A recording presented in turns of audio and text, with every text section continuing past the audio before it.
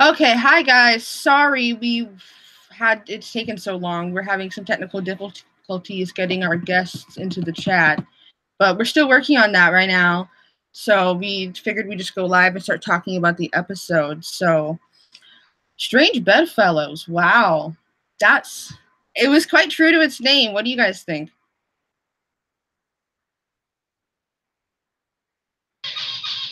I mean, I really loved the dynamic that started surfacing this episode. Mm-hmm. All across the board.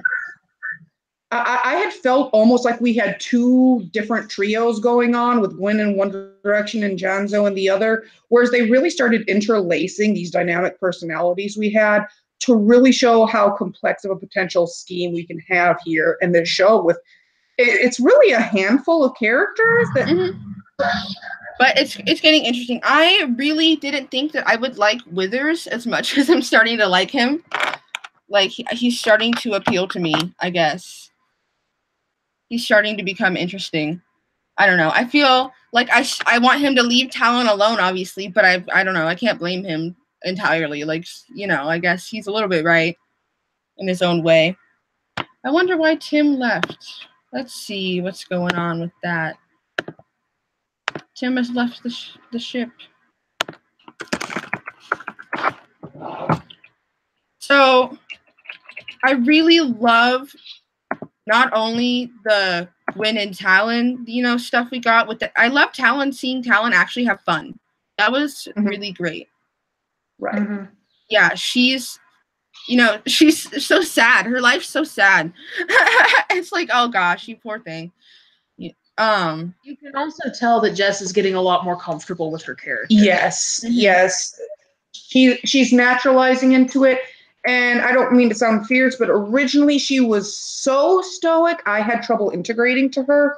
She was almost so fierce, I wasn't able to digest. But now, as she's naturalized into the character, she's got this great chemistry building with everybody around her, and I'm loving it.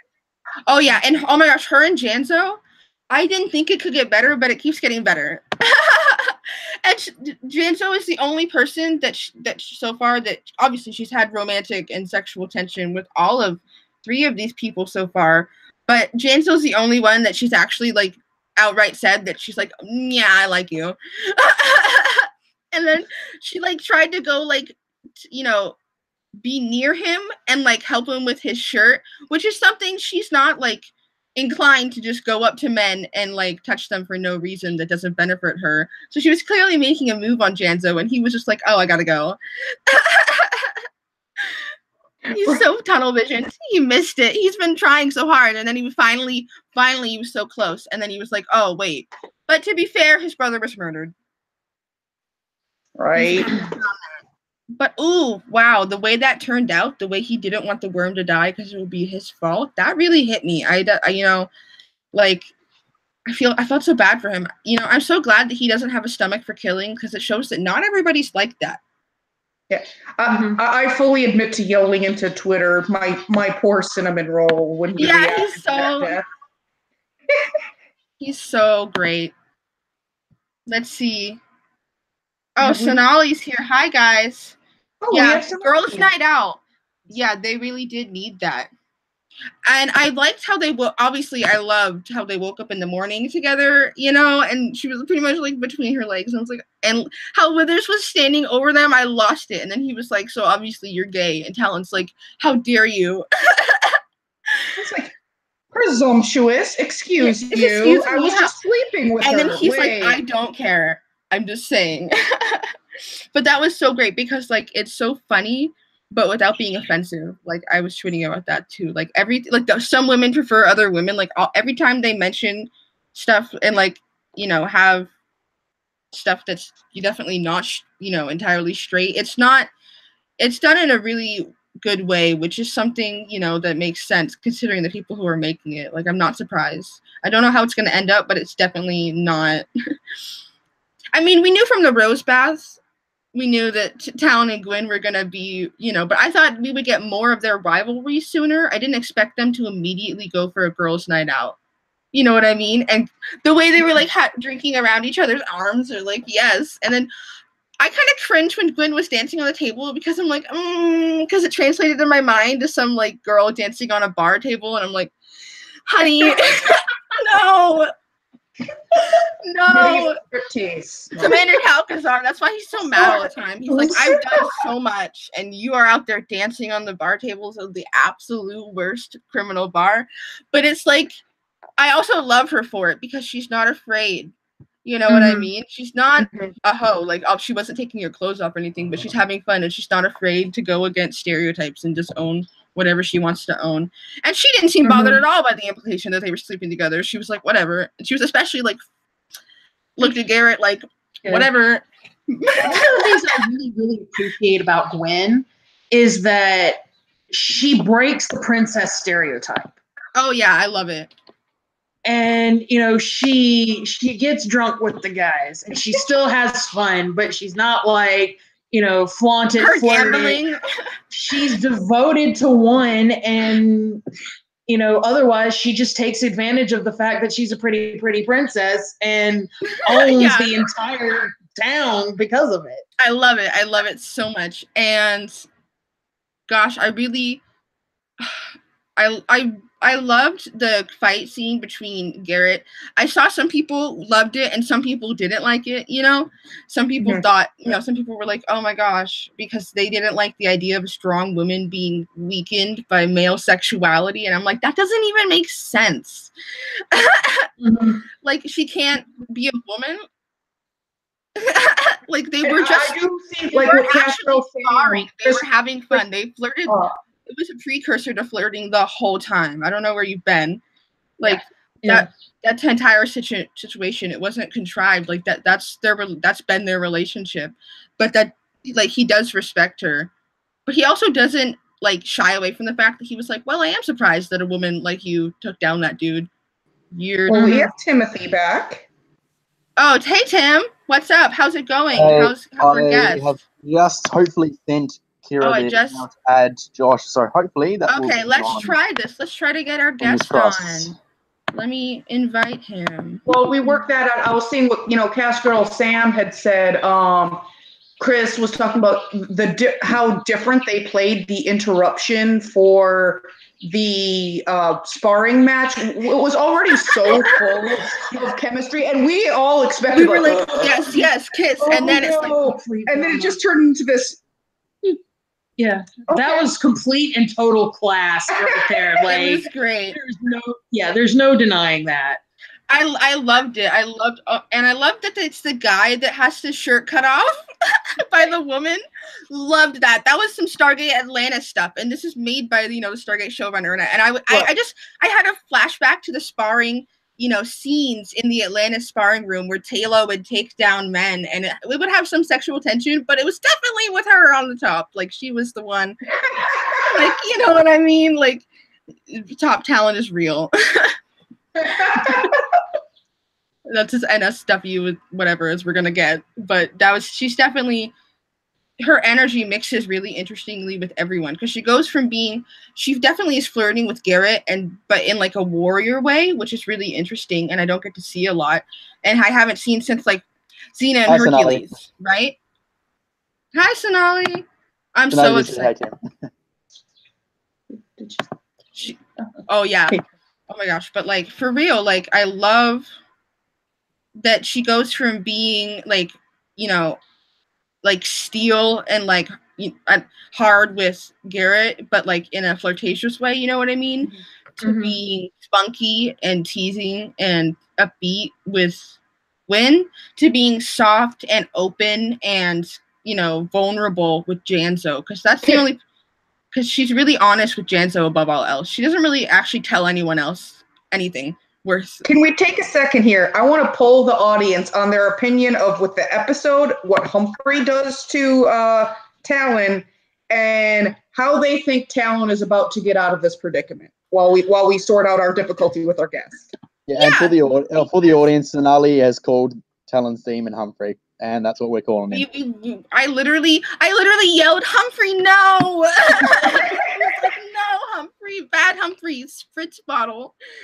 That's what she needs. She needs some, you know, like, some diluted jalapeno sauce in a water bottle, just spray him with it. But like the last time that she healed, it was a combination. It was kind of like a combination of she's a little bit stronger as a human. She got the last of the Lacuri salve, which I assume is made from their blood or something worse, like their excrements. We don't know. That would be funny. But I don't know. But that comes from the Lacuri, and that was the last he had. So she can't get that again. But Janzo's stuff helped her heal as fast as she did. It was like a combination of what Janzo had and what the Smith had that made her heal as fast as she did last time. But she was still pretty roughed up for a while because those were some intense shots to the gut that she took last time. This one looks worse. She's already lost so much blood, and she was just getting that blood back. And also, she was drunk. It was diluted with alcohol. It does. We don't know the alcohol constitution of black bloods, but she was clearly drunk. It does seem like everyone pretty much agrees. We think Janzo's going to find her, especially since he was pretty much in the same area last we saw, throwing up in his mouth from feeling empathetic responsibility. Oh, wow. Yo, hey, Josh. Is here. Yes. Figured out finally. Hi, Josh. Thank you so much for joining us. Welcome for joining us. Yeah, I'm sorry it's been such a problem. It's all good. It's all right. We've been through worse. Yeah.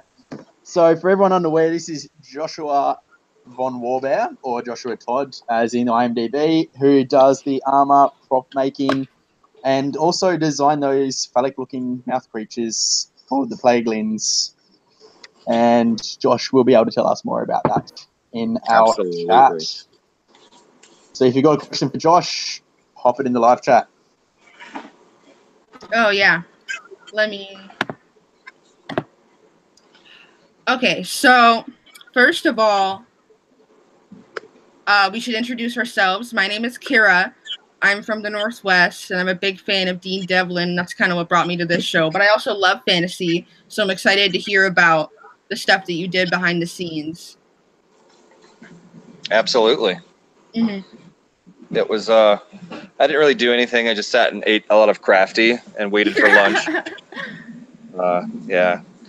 No, yeah, it was an exciting endeavor. It was a long, hard one. I actually moved out to Utah 2 years ago to work for 3 months building sets, and I was supposed to be shipped right back to Florida. Whoa. And yeah, they did not do that. Okay, I'm sorry, but I have to interrupt you. Sonali just said something in the chat. She says, I'm going to out Josh. He played Wolf in the first episode. Yeah, it's actually on his IMDb page. If you really? Wow. That makes so much sense, because I was thinking about, I was like, that guy's got to be younger. Yeah, because I was showing them last night on my phone that, the shot of you with the bow and arrow. Yeah. Because he was the one that shot at young Talon, which, right. Those who have seen the first episode, it's when Talon's in the cave, and that's Josh that's shooting at her. AKA one of my favorites from the whole first episode. That was that was a scene that hooked everybody. That was like, whoa, something's going on. Right. So what they're saying is he's gonna when Joshua gets older, he's gonna look like McNally. Exactly. Okay. But like if McNally were bitten by a lumberjack on a full moon, so bald, full beard.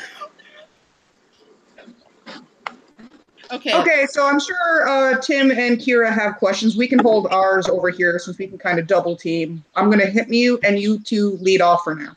Okay, but how about you introduce yourselves first before you do that? Yeah. Okay, fine. Well, I'm Min. I'm kind of a nobody. I was just a very early fandomite here that wanted to make sure to help propagate a really healthy fandom environment. This is my girlfriend. I'm Shay. I'm an artist. I do a lot of fan art for the Outpost. She makes disgustingly cute chippies of everyone. Be warned, do not let her find you or you will be drawn on a rocking horse. Hi, Shay. Hi. Yeah, Josh, if you saw that one of Jake the other day, that was Shay. A really adorable one that he tweeted. Yeah, I love the one of Janzo the most. But that's because I love Janzo. Did you see my fan art? Janzo, no, I don't think we've seen your fan art. I mean, I've gone across your Instagram, but I'm not sure if I've seen your fan art. It's the one that Jake posted on his Instagram. That's his body with the sword with my head photoshopped right on it. Oh, I need to find that right now. Hang on, I'm just going to look that up. New tab. That sounds great. Yeah, I think it was one of his stories. I don't know if it's still available, but I can send you the actual file. Outpost teasers. No, I don't think so. As far as the plague links go, did you have any idea of like what the initial like? They're an interesting take on the zombie trope that I haven't seen before. They're more of a parasite thing. How did that come about? No, when I was first approached, it was more like I was out in the box making leather armor, and they were like, "Hey, do you want to draw the parasites?" And I was like, "Yeah, no problem." I really wanted to keep them away from a design that's likened to the strain. Have you seen the strain? Yeah. I've seen the trailers and stuff. Yeah, it's more like eye-based. Yeah. Their mouths open up and they shoot out their mouth or their throat, and it grabs them with two pincers. And I wanted to shy away from that design as much as possible, as well as in Blade 2, because in Blade 2 it's a very similar thing where their mandibles open up and they grab. A very insectoid thing. A very insectoid thing. So hilariously enough, and I don't know what I can get away with as far as telling the story goes, but Emily, the costume person, that was her official title, costume person. The costumer on the show was like, make them look as peninsular as possible. I was just going to ask, what was the actual direction We've been making those jokes, especially when Thor was on. We were like, the throat penis. Yeah, the mouth penis. They said they wanted it to look as much like a mouth penis as possible. And I was like, well, yeah, I can do that. No problem. But it also reminds me so much of like actual parasites more than anything with a mandible would. Well, I did a lot of research into like microscopic organisms and stuff. And the point of that story being, I designed it to look very penis-like, very Giger. And I brought it to the first design meeting to show everyone. And Kynan, the head writer guy, was like, it looks too peninsula, And I was like, okay, so that's what I was just people that aren't aware. The Geiger now I don't feel so guilty. I censored myself when we were on with Thor last time, but I will completely admit to calling it a throat penis before we went live. So. Right? Yeah. I mean, it's much like in the this one is just as to bite you, whereas Giger, I feel, they always go through your throat for their mouth to lay the eggs and whatnot in your diaphragm, but those are designed to look frightening, so you go, oh my god, and it's already in your mouth. So these just bite you. So none of that I had to play with. But I showed it to them and they were like, that's awesome, but it's way too phallic. So redesign it. Here's 2 frames of references, and he gave me a grub worm. And I found during the movie Kong were the things that grab Andy Serkis and trying to envelop his head slowly. I always thought those were really creepy. So I kind of referenced that image and combined the two and made something that hides in your throat, and like the skin of it gets lodged behind your teeth, so the actual meat of it comes out of the sleeve and grabs and bites you. And I designed it to have 4 claws that rotate in and out just like this. So it hits you, the needle hits, and as soon as the pincers hit, it grabs and pulls in and pushes the needle further into your skin. So in my mind, it's a lot scarier than just like Thor being bitten in the ankle really quick and you can't see it inject him. It's just hanging there. So there's actually, if you check out my Instagram, there's a concept sketch of the creature that's invisible, so you can see the venom sacs on the inside and all the muscle tissue wrapping around inside of it. I love the Plague Link so much because this is a future, and like I love the moon having like the moon's burning and all that stuff. I'm like, oh, this is so cool. There's obviously all this stuff going on, and I want to know, where it all came from. But the Plague Links are so cool because evolution is inevitable, and evolution doesn't stop. Of course. So I feel there are a lot of parasites that take over things and like control their bodies to do their will. So it's terrifying. It's a lot scarier than like people coming back from the dead, Right. Yeah. For reference and like for people, I'll try and show that. That's the one that Josh was talking about. That's awesome. So if you check in the top right, those are the peninsular designs that they were like, hey, not so much. And I was like, oh, okay, sure. So that's they're like, pull back a little bit on that. Yeah. Yeah. The lamprey is a good example. Yeah, that's what Josh is referring to on Instagram, which is Dark Archer Design, for anyone that wants to look it up. That's and awesome. you can see more of like Toru Magmore's armor that Josh has designed, and the early stages of Jake. And I believe, Josh, is the dagger that you made for young Talon. That's the same one that adult Talon still carries, is it? It is, yes. That one was actually made by an aluminum crafter right up the road from us because they had me on. At the time, I was building sets, sculpting the grayskins, building the Covenant armor, and making everyone's prop swords and weapons. So I couldn't like get everything in the pipeline that I wanted to. And they had, oh God, what's his name? Shame, I forget his name. I'm sorry. Shalom, we call him Shay. He's an aluminum artist up in American Fork, Eagle Mountain, somewhere in Utah. And he built a Talon sword and her knife out of aluminum. And then we casted it and made fake ones and then painted it all to scale and everything, which was amazing. It looked really good. Jesse says, tell our guest I said hello. Where? Sorry. What? Oh, yeah, here. Yeah. Oh, yes. Given this is appropriate for episode 4 recap, Right. on Josh's Instagram is that shot. So if you remember this week's episode, which hopefully you should, that was Josh at the camp when Jake decided to wander through the camp, and that was Josh on the bow and arrow. Yeah, right. So, I was smiling like an idiot the entire time because I was just so happy to goof off. I think anyone would be, to be honest, if anyone was on the set like that. Oh yeah, it's so hard. It's hard not to have. You have to have skills much like that of Sonali or Jake or Jess to be able to hide your emotions. Whereas I'm just like all the time. You know. I think that'd be all of us, to be honest. So right, and it's interesting because you can usually tell. You can usually tell when it's me behind the bow and arrow because most people's stance for a bow will be this, where mine is up high like that with a string. So if you look at my the gun sideways, like say what? Sorry. So is that like holding the gun sideways for flair? That's your personal. I wish I could say it was, but I have zero flair. It's actually it's a sighting issue. So when you pull an arrow like this, the arrow sits like this. When you hold it high, the arrow sits out the corner of your eye. So all you have to do is point the tip where you want it to go and loose. She's the archer here, so she. I get a lot of flack from it. A lot of archers pop up and they're like, "Your anchor point's too high," and I'm like, "That's what I use." I'm sorry. Yeah. It's better than Jennifer Lawrence, who looks like she's gonna slice her nose off every time she holds a bow, and it's like that doesn't look right. Right. Yeah, you can't like turn it into the string. You have to kind of, finagle it.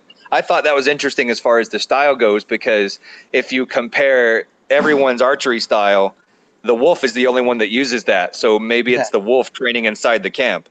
Mm. Nice Conspiracy theories. Nice thought. Yeah.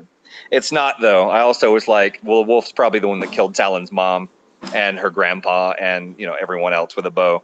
But no, it's not. It's so hard. Speaking of the dagger, that's what I loved about the dagger was that it was Talon's mom's dagger, not like usually it's like this was my father's knife and now it's mine. Yeah.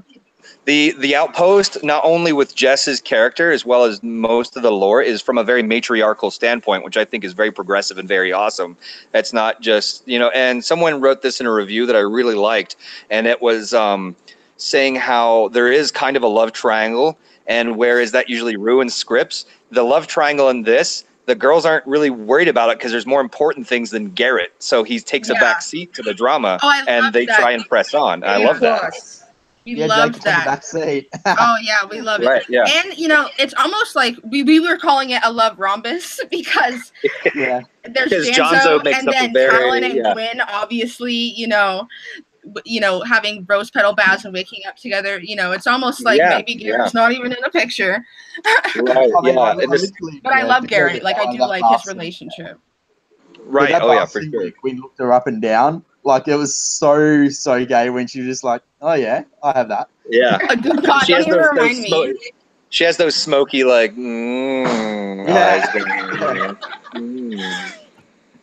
I loved her bedhead when Gwyn woke up in Talon's bed. Yeah. She's just like, "What's up?" And it's only her. Like, and that's flattened so in the middle, moose antlers out to the side. Only the braids are left. And that's also bad for your hair because then you're tossing your turn and you're just like ripping the braids up. Right. So it's bad. That's how drunk they were. I love all of Emmy's hairstyles. Sorry, what was the question? I was going to say, I noticed your armor design. You managed to make it very bold, but you don't fall into the trappings of, fantasy armor where, like, if they raise their hands to spellcast, they'll pierce their own cheeks with their armor or whatever. Yeah, so I was wondering if your focus is more historic or. Yeah, mostly historic. Now, the armor was designed mostly by David Powell, who was supposed to join us and then vanished from the shop as I, called him like, hey man, where'd you go? It's almost time. But yeah, he designed a lot of the armor in historical as well as like looking through Weta books and being like Lord of the Rings. That's his huge inspiration as well as mine. I designed some parts of the armor like the Covenant's tassets and a couple of the elbow pins and such like, and their suspension hangout systems. But I know a lot of the reference we pulled was historical as well as fantastical, and we wanted to keep a certain sense of individualism with the armor, just an authenticity that hasn't been reached because everybody does the same standard breastplate and then pauldrons. But these are really interesting with like the layers of leather over it. Some of them, hi, McKay. Some of them you can't like move your arm, and that was really a pain in the butt because especially with the Covenant armors, a couple of the Covenant armors, you can't close your arms in and you can't lift your arms out. And that was a pain with sword play as well because they tend to have two hands of the sword, which is why I designed the swords to be katana-like so they could wield them one arm with one arm for defense, Yeah, because I think a lot of the like broadswords and stuff are always two-handed, and that's right. like a lot of especially on like Game of Thrones and stuff, it's always like two-handed heavy swords. Yeah, so it's nice that it separates from that, and they can do one-handed. And for we went Garrett with arming swords. We went with arming swords for those designs. Like you were saying, historically speaking, you'd have like a hand and a half or a two-hand sword. These were more of a hand and a quarter, I guess. But their grip system is designed after an arming sword, which would usually be carried by a soldier that had a shield and a sword, since he didn't have to have that elongated grip because he's always using one hand. So it was shield, sword, and we actually made quite a few shields for all the armored individuals to carry, and they never worked it in a ton. Like rarely will you ever see a Covenant soldier, like you've seen those beautiful pictures of Jake pop up where he's got the sword and the shield and it looks all badass-itude. And a lot of the shields didn't make it into the final product, sadly. They were like one of my favorite parts of it because it like has kind of a rustic look, and that seems like it fits the future setting too. Like it's both historic and absolutely. And that goes into with me and Dave, and especially with Dave, because when Dave was building all the border guard armors, I was building the set. I was building the set of the Outpost, all the exterior like outdoor sets and such. That was me out there building those for the first 3 months, and then I got to come in and goof off with him, and they did a really good job, as well as my team did a decent job of making everything look old, as you can't really have a movie or a show at all and have all your awesome looking warriors come in like they just hit up Viking Walmart and bought some armor, Yeah, like that's aged. The #1 B-rated trope. I have a killer question though. You did full plate historical armor. Are we going to get to see Garrett with a helmet to complete the armor at any point? Did you guys design a helmet? No, and I'll tell you why. And that's because Jake Stormoen's hair is so fantastic, it can't be contained by a helmet. You can't put that pretty face away. Yeah. Like, the viewership would drop. Now, Jake's character, Garrett, I believe would full on sink a helmet down on his dome and go out fighting. But I think his character is such not under fire enough to warrant the helmet. And not only from a production standpoint where they're like, no, he's a main character, we need his face and his hair in at all times. There hasn't been a situation where he's had to put on a helmet and just go full force. And let's face it, for what's in the movies, his swordsmanship is pretty damn good, not only in film, but also in real life. So he doesn't probably feel threatened by anything that's happened yet. You know what I mean? Yeah. I just kind of wondered if there was a complete set, so to speak, for the future. Yes. Should war lines Actually, I rise. take that back. You're absolutely right. I'm wrong. We did design a helm that was basically the border guard helmet, as you've seen, but it had a horsetail finial coming off the top and brushing back. Oh, that's cool. So he had like almost like a. You've seen Willow, yeah? Yes. Matt Mordigan's helmet, how it has the horsetail finial over the top of it that goes out. That would have been Garrett's helmet, but we did not end up making it because none of the scenes were written for him to have a helmet in. Oh, So, I love it though. Oh yeah. Got a question. So maybe in season 2 you'll be able to see a glorious giant Garrett helm. I think that'd be cool. Yeah. We've got a question and a comment for you, Josh. The comment being from Adapted Batteries in the YouTube live chat said about that sound you made of Gwyn, if only Gwyn made that noise when she eyed up Talon. I don't agree with that. And we've got a question from two questions from Sonali, actually. Oh, no. She said, Dave designed S's as well. And Josh, besides my weapons, did you do any of my costume? And also, ask Josh why he gave the smallest devil the heaviest and biggest sword. It would be Essa, not Sonali, just to clarify. I would be happy to answer for those for you. So for the costume, I did for her costume, I did her lower belt portion and the wrap that goes around that holds her dagger onto her hip. And I also did her sword and her dagger. The dagger, funnily enough, was one that I was just making for myself because when I have a spare day off, I start making my own self knives and swords, and they liked it so much. They liked it so much that they were like, "Hey, can we use that for Sonali's knife?" And I was like, "Absolutely!" So I aged it up. Now I made the heaviest sword in the show for her because her character really stands out. It's in war and fighting. Once your opponent's confidence is broken, the war is won. So here's this person that Sonali plays that is so intimidating looking that she breaks your focus and concentration. Yeah, with and the your brain looking hairdo. Yeah, yeah, the brain, and then all the sharp teeth and all kinds of crazy stuff. But that's something we've been hearing from so many people behind the scenes, because James Schaefer just talked about how he's been working on the score for Essa, and he says it stands out apart from the rest of the score because it fits her. So yeah, I'm not surprised though, because we've been stalking a lot of Sonali's, like the rest of her discography, because we're like obsessed with her now. But she's not even on the show yet, but we're in love with you. She is quite awesome. And I really, really, really want to share with you all the concept art I did for her costume. Because I did quite a few concept sketches before Dave stepped in to help out, because that's the way it takes a village to make a show. And we all jump in, and they saved my life for several times. Like, hey, don't you worry. You take care of that belt. I'll take care of the chest piece. You know, hey, you do the under armor and I'll do the over armor, stuff like that. Now, Sonali, though, once you see her and once she comes, I really hope we get some good fight scenes with her coming up, because once you see her, it's the type of fighter that you look at and you're like, I really don't want to fight her. And then you look at her sword and you're like, how is she holding that sword? It's so big and scary. It's like almost her height. Like if she hits you, even if you block, you're done. You can't win against that. Oh, I'm so excited for that. Also, so she has a dagger and the giant sword.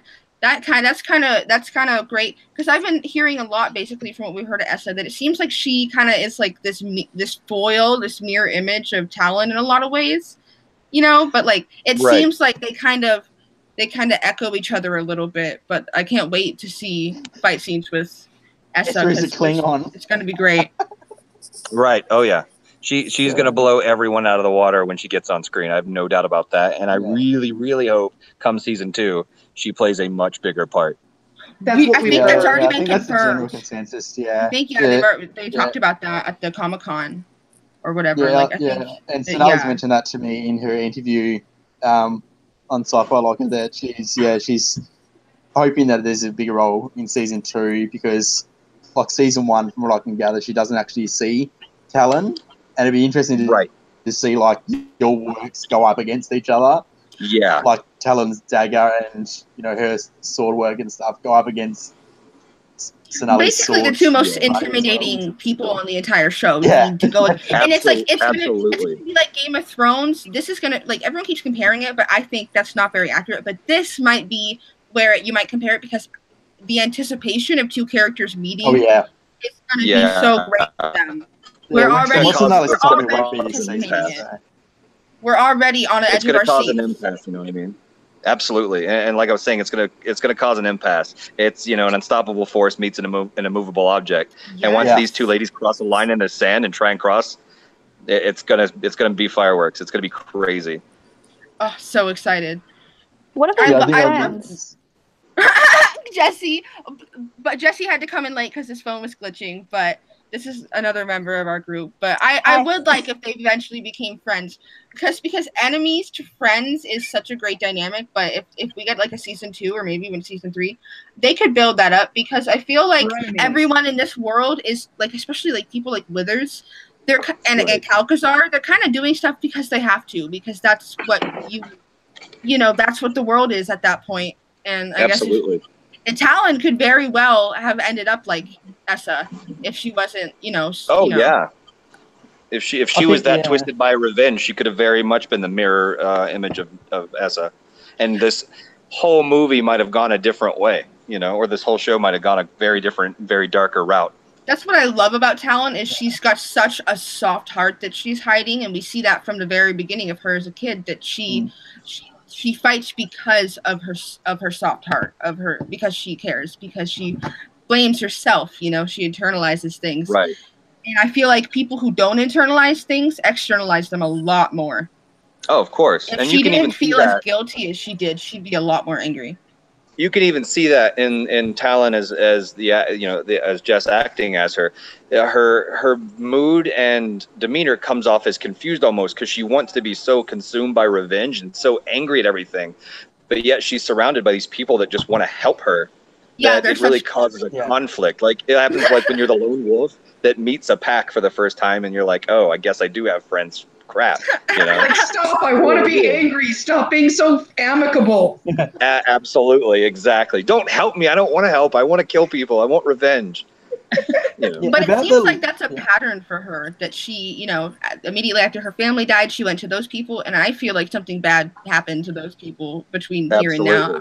Like, obviously that didn't go well, even though she mutilated herself to fit in with them, because she, but then after that, she's obviously been through so much. And then we first saw her with this boyfriend who seemed to know about her past, which seems to be really rare. So they must have been together for a while. He really cared about her. He wanted to go with her, and he died for her, and she seems to blame herself for that. So it keeps piling up. Her guilt keeps piling up, and it's really interesting to watch. She's got a lot on her mind and plate as far as like emotions go and all kinds of crazy stuff. Like she's got a lot to be thinking about and a lot to be doing. She's got a lot of stuff and goals stacked up right now, and she's trying to weed through them. And sometimes you just can't, you can't juggernaut rush through the wall right away. You have to find an easier way around. About the lore and that you mentioned, Josh, is the Outpost actually going to, like, at some stage branch out of that? Because I noticed in a lot of your Instagram posts, it's like the dagger you designed was from a time when it wasn't as violent and so on. Like, that's in your Instagram post, so I'm assuming they've given you that guideline. But are we actually going to flesh that out in the show, so to speak? Sorry, what was the first part of your? What was the first part of the question?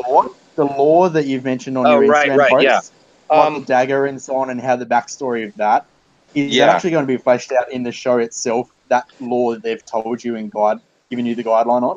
I can't speak for that yet.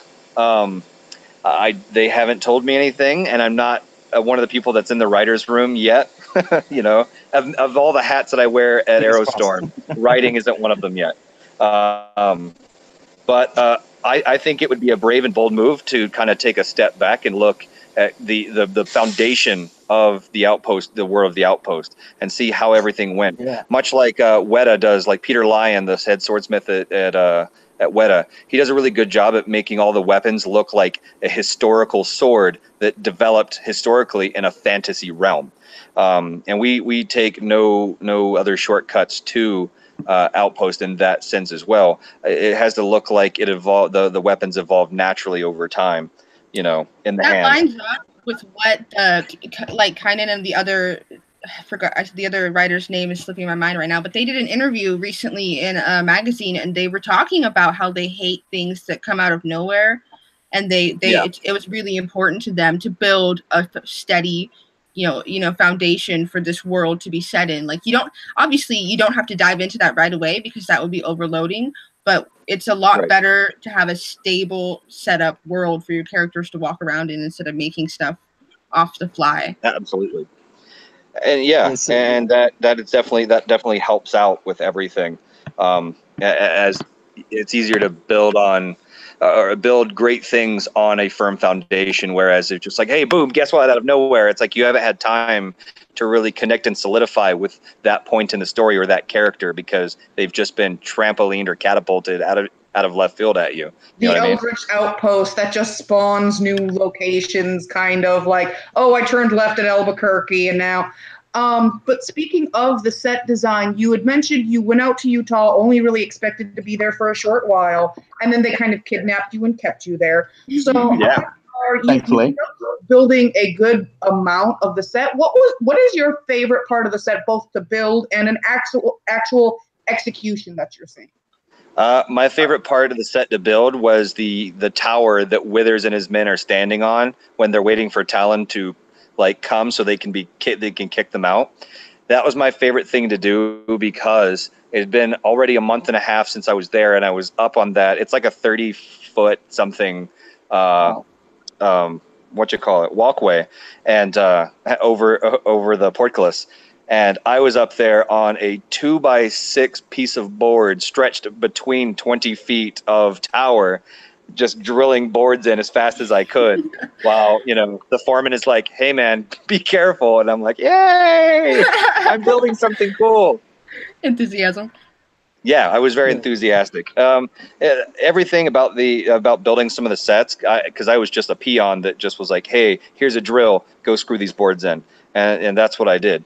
And aging the boards was really fun, and making them look super, super old. I got to learn a lot of new stuff as well, because I had never built sets before. I'd done minor carpentry, but they really were like, hey, we need help with everything, so learn as you go, and here, just keep going. And come 3 months later, Christmas time, I didn't return home. I stayed here, and then got put on Dave's team doing leather work and armor. And then one day I passed by Kynan's office, and he was like, hey, Josh, do you have any ideas for weapons? And I was like, do I? And he was like, good. Turn some of those into me by Friday so we can pick some for you to go forward on. So then I was like, I had to pinch myself when I walked into work every day, because I was like, here I am on a sketch pad drawing things. And that's what I'm doing for my paycheck today. Whereas in school, I was told not to draw. And my parents always were like, you're never going to do anything with your art. You can't make money that way. And now here I am like, man, I kind of feel bad that I'm sitting here drawing really cool swords and, planning to make them and making money doing it. I feel that. Creative. I think we all feel that, to be honest, because we all feel we're all that. in a similar spot. It wasn't until I went to the set of librarians that my parents were like, oh, maybe everything you do isn't worthless. Right. Yeah. There's always that really good point, I feel, in your childhood, or even, well, it doesn't take place in your childhood. The setup, the bones of it is in the childhood, but then later on, your parents kind of come to you. My dad's was over a fire and a beer, and he's like, I was wrong. I'm sorry. I raised you the best I could, and I was completely wrong. Because if I would have been pushed to do more with my artwork, and didn't have stupid things like school in the way, and I could just sit there and draw, who knows how far I would have been? Who knows what I would have learned by, I could be, light years beyond what I know now. But that's not to say I'm mad at that. Parents are only doing what they think is right based on what their parents taught them, which is also usually wrong. So, yeah, the moment the moment in childhood when you realize your parents aren't perfect, it honestly, it released a lot of my anger. I'm like, oh, okay, whatever. I'm like that too, I guess. Absolutely. And that's with most people, off topic of for a second. That's once you realize that no one's perfect and we're all kind of monsters in our own weird little way, it takes a lot of pressure off of trying to be perfect all the time when you realize you really don't need to be. You just need to be you and enjoy your life and don't be a dick. Bringing it back to topic. That's so much what the Outpost reminds me of, is because Like I even like Withers now, even though he's obviously, like everyone seems like they're not completely one way or the other. Like Talon's killed people, but she's also not a horrible person. She's doing things for a reason. Everyone's doing stuff for a reason.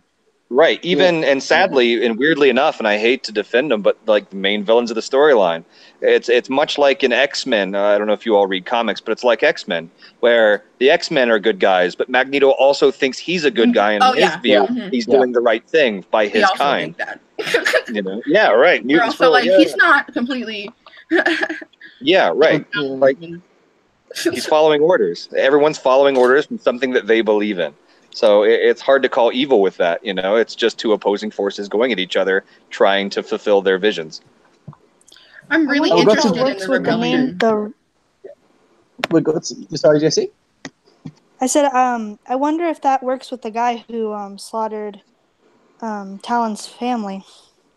The main guy, the one we barely see. The wolf, you mean? Not the wolf. You mean me? You mean Dredd? Dredd, yes. The dude with the white hair and the slick cape. Yeah. Who looks like a older Draco Malfoy. Yeah, he looks like Draco Malfoy combined with a samurai.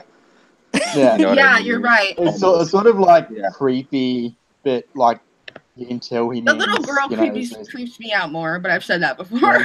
Yeah. Oh yeah, she is well creepy. That child actress does it. Oh my gosh, all the child actresses in this show, like the Talon child actress, wow. Bella was super awesome. That was actually like, not to make it about me or anything, but that was like when I went to Ireland. I got to meet her, and she was really cool. She was fun to talk to. I taught her a bit about boxing and punching and stuff like that. And honestly, the only reason I went to Ireland is because I'm 6 foot tall with blue eyes, and I got my passport because Jen Griffin, the producer, was like, you should get a passport because magical doors will open to you. And I was like, all right, cool. And then I got my passport super fast. And then I was like, guess what? I have my passport. And she's like, yeah, we're going to need you at the warehouse because we need someone we trust to like lock everything down and keep an eye on everyone. And I was like, all right, that's fair. And then one day I got a call that's like, how tall are you? 6 foot. What color's your eyes? Blue. All right, you're going to Ireland. And I was like, oh, okay. And then she was like, you're going to be the wolf and we need you as a prop master. Yeah. Speaking of teaching, Josh, Finale said that you're going to be responsible for training her in sword and archery. Yes. She gets her own archery, apparently. When Sonali is ready, much in the way of the old masters, she will seek me out on a mountaintop where I will be very shirtless, fist fighting a bear. And I can only assume losing terribly to the said bear and being drug around like a muppet full of plums. She'll use that big sword. But yeah, as far as hobbies go, when I have time, I practice mounted archery, shooting bows and arrows off a horse, and swordplay. As you do. So yes, you do. Yeah. Me too. I feel that when you're bald and have a beard, you have so much more to make up for in life. It's a responsibility. I don't know whether you've thought about this, Josh, but someone said in the YouTube comments you need to make your own coloring book. And they would so buy that. Oh, yes. Yeah. Coloring with facial fallacies. With your designs and so on. Just do like this story, fantasy sort of Absolutely. Stuff. And yeah. It's going to be called Color Outside the Lines by Joshua Von Warbear. Do it. Yeah. The cover will be you and the bear. Right, yeah. That's the foreword. The foreword will be me versus the bear. And me speaking about the dangers of wrestling wild animals and how it's nowhere near as fun as the comic books and animes make it out to be. Yeah. Josh's memoirs, the truth. Why I shouldn't have done that by coloring Joshua pages Von included. Yeah. Coloring book memoir. The day he stole Jess Green's donut. No. Oh man, I did steal a lot of her donuts. Like, well, didn't you know she has thumb tattooed in her mouth? She's gonna get you.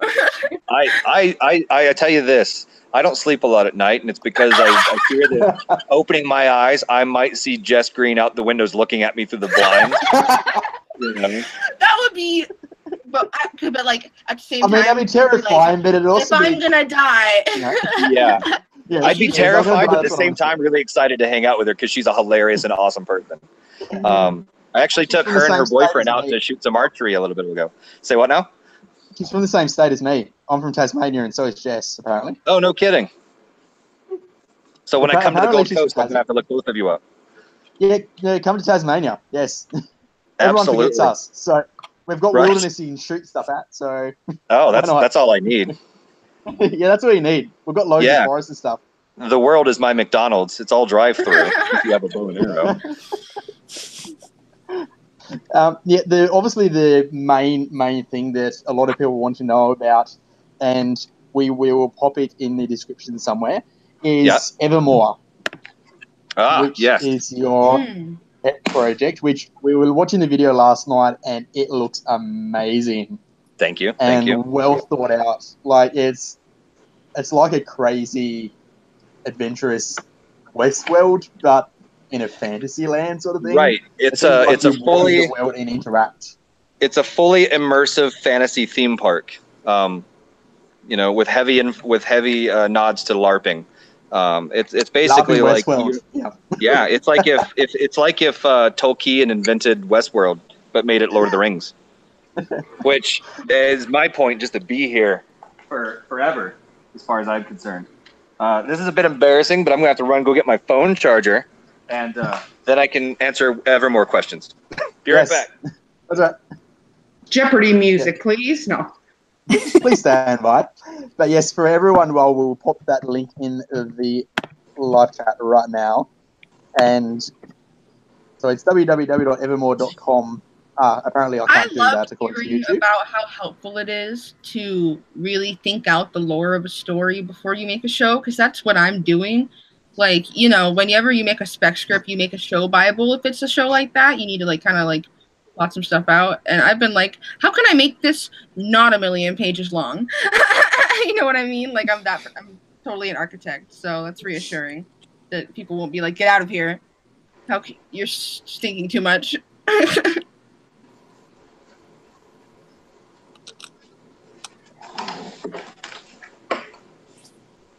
So yeah, for those that are watching, I am just attempting. Aha! All right. Since apparently YouTube does not like us posting things. Let's post that later. This is the website for those that haven't, since I can't actually bring it up in the chat.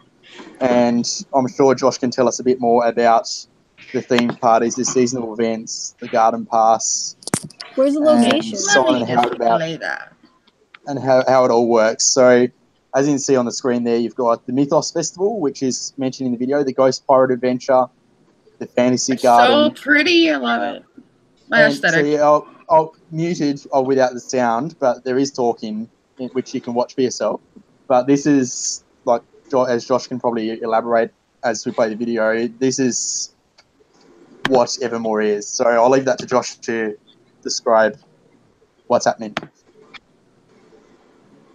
Right. So with Evermore, it's just going to be a place for LARPers and creative enthusiasts and all kinds of crazy people to hang out and do stuff. Like if you went to Universal Studios and didn't get tired of riding the rides, Nice. So we're going to have storylines, and there's going to be card games, and I don't say card games like poker, but like, it hands you a card and you go on a quest. It's like playing Skyrim in real life, so to speak.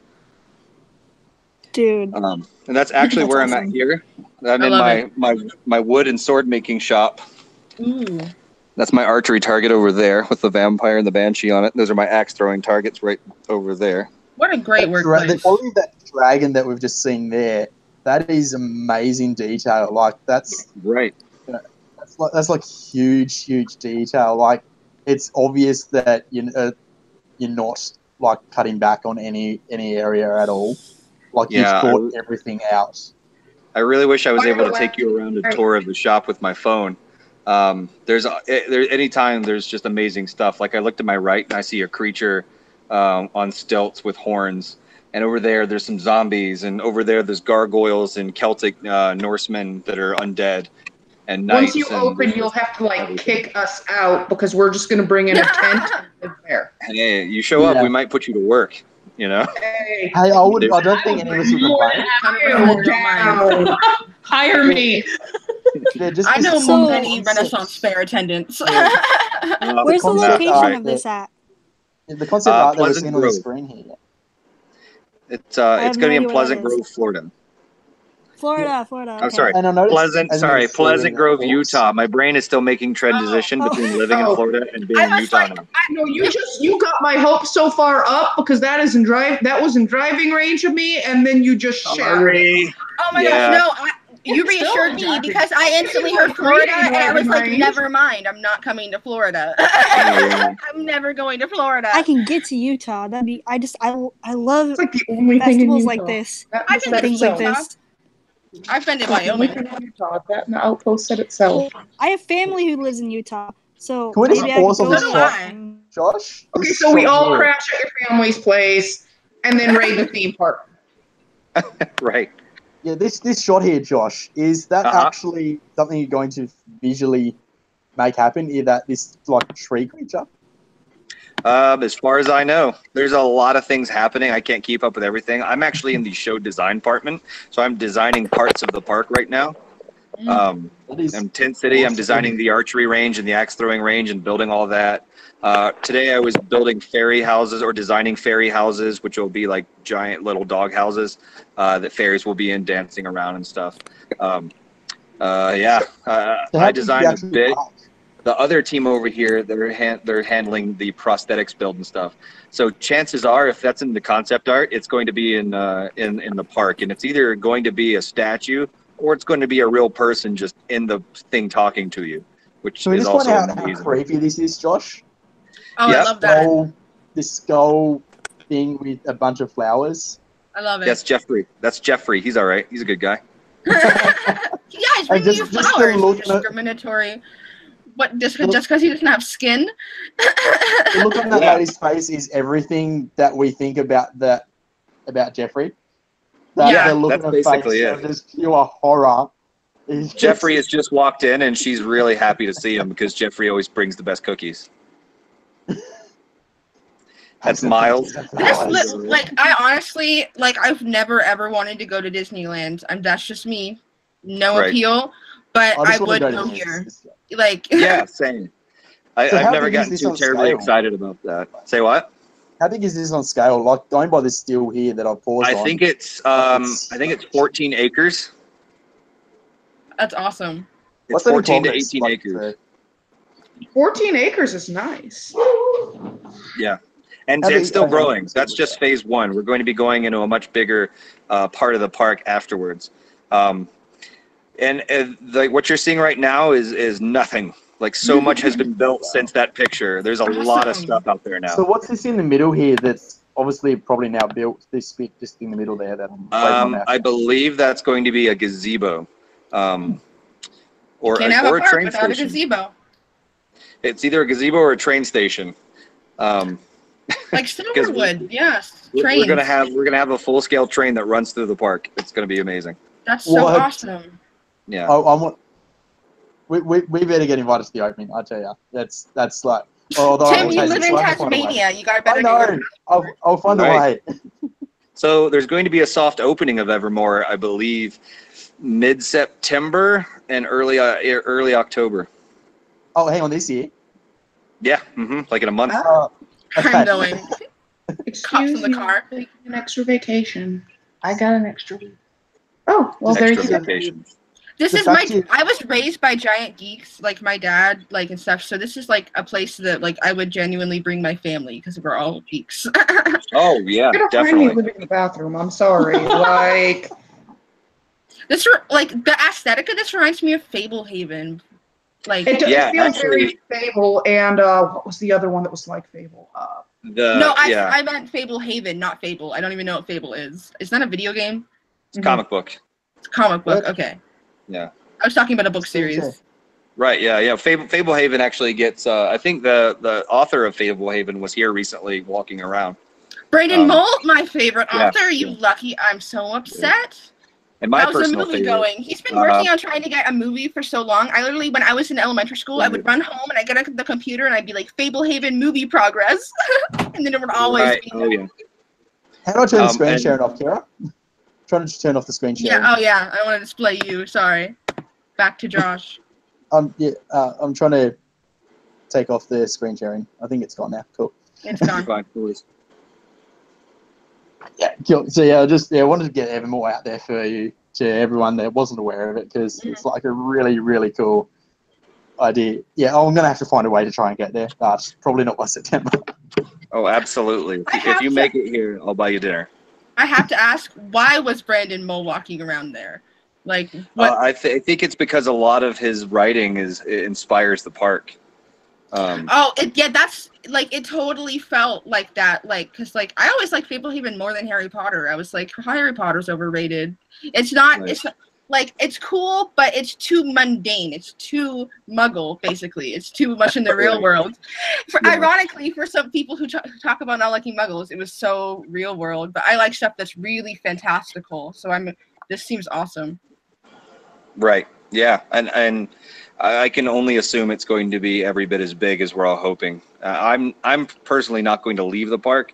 I was genetically built for this park. With medieval stuff and monsters and creatures, and I'm going to I told him I'm going to quit show design. I'm going to quit the inner circle of Evermore and just teach people how to shoot bows all day long for half the money. The magician at the theme park that's really big in the Northwest, Silverwood, he lives on a mansion on the property, and I think I literally accidentally ended up there once, so it's doable.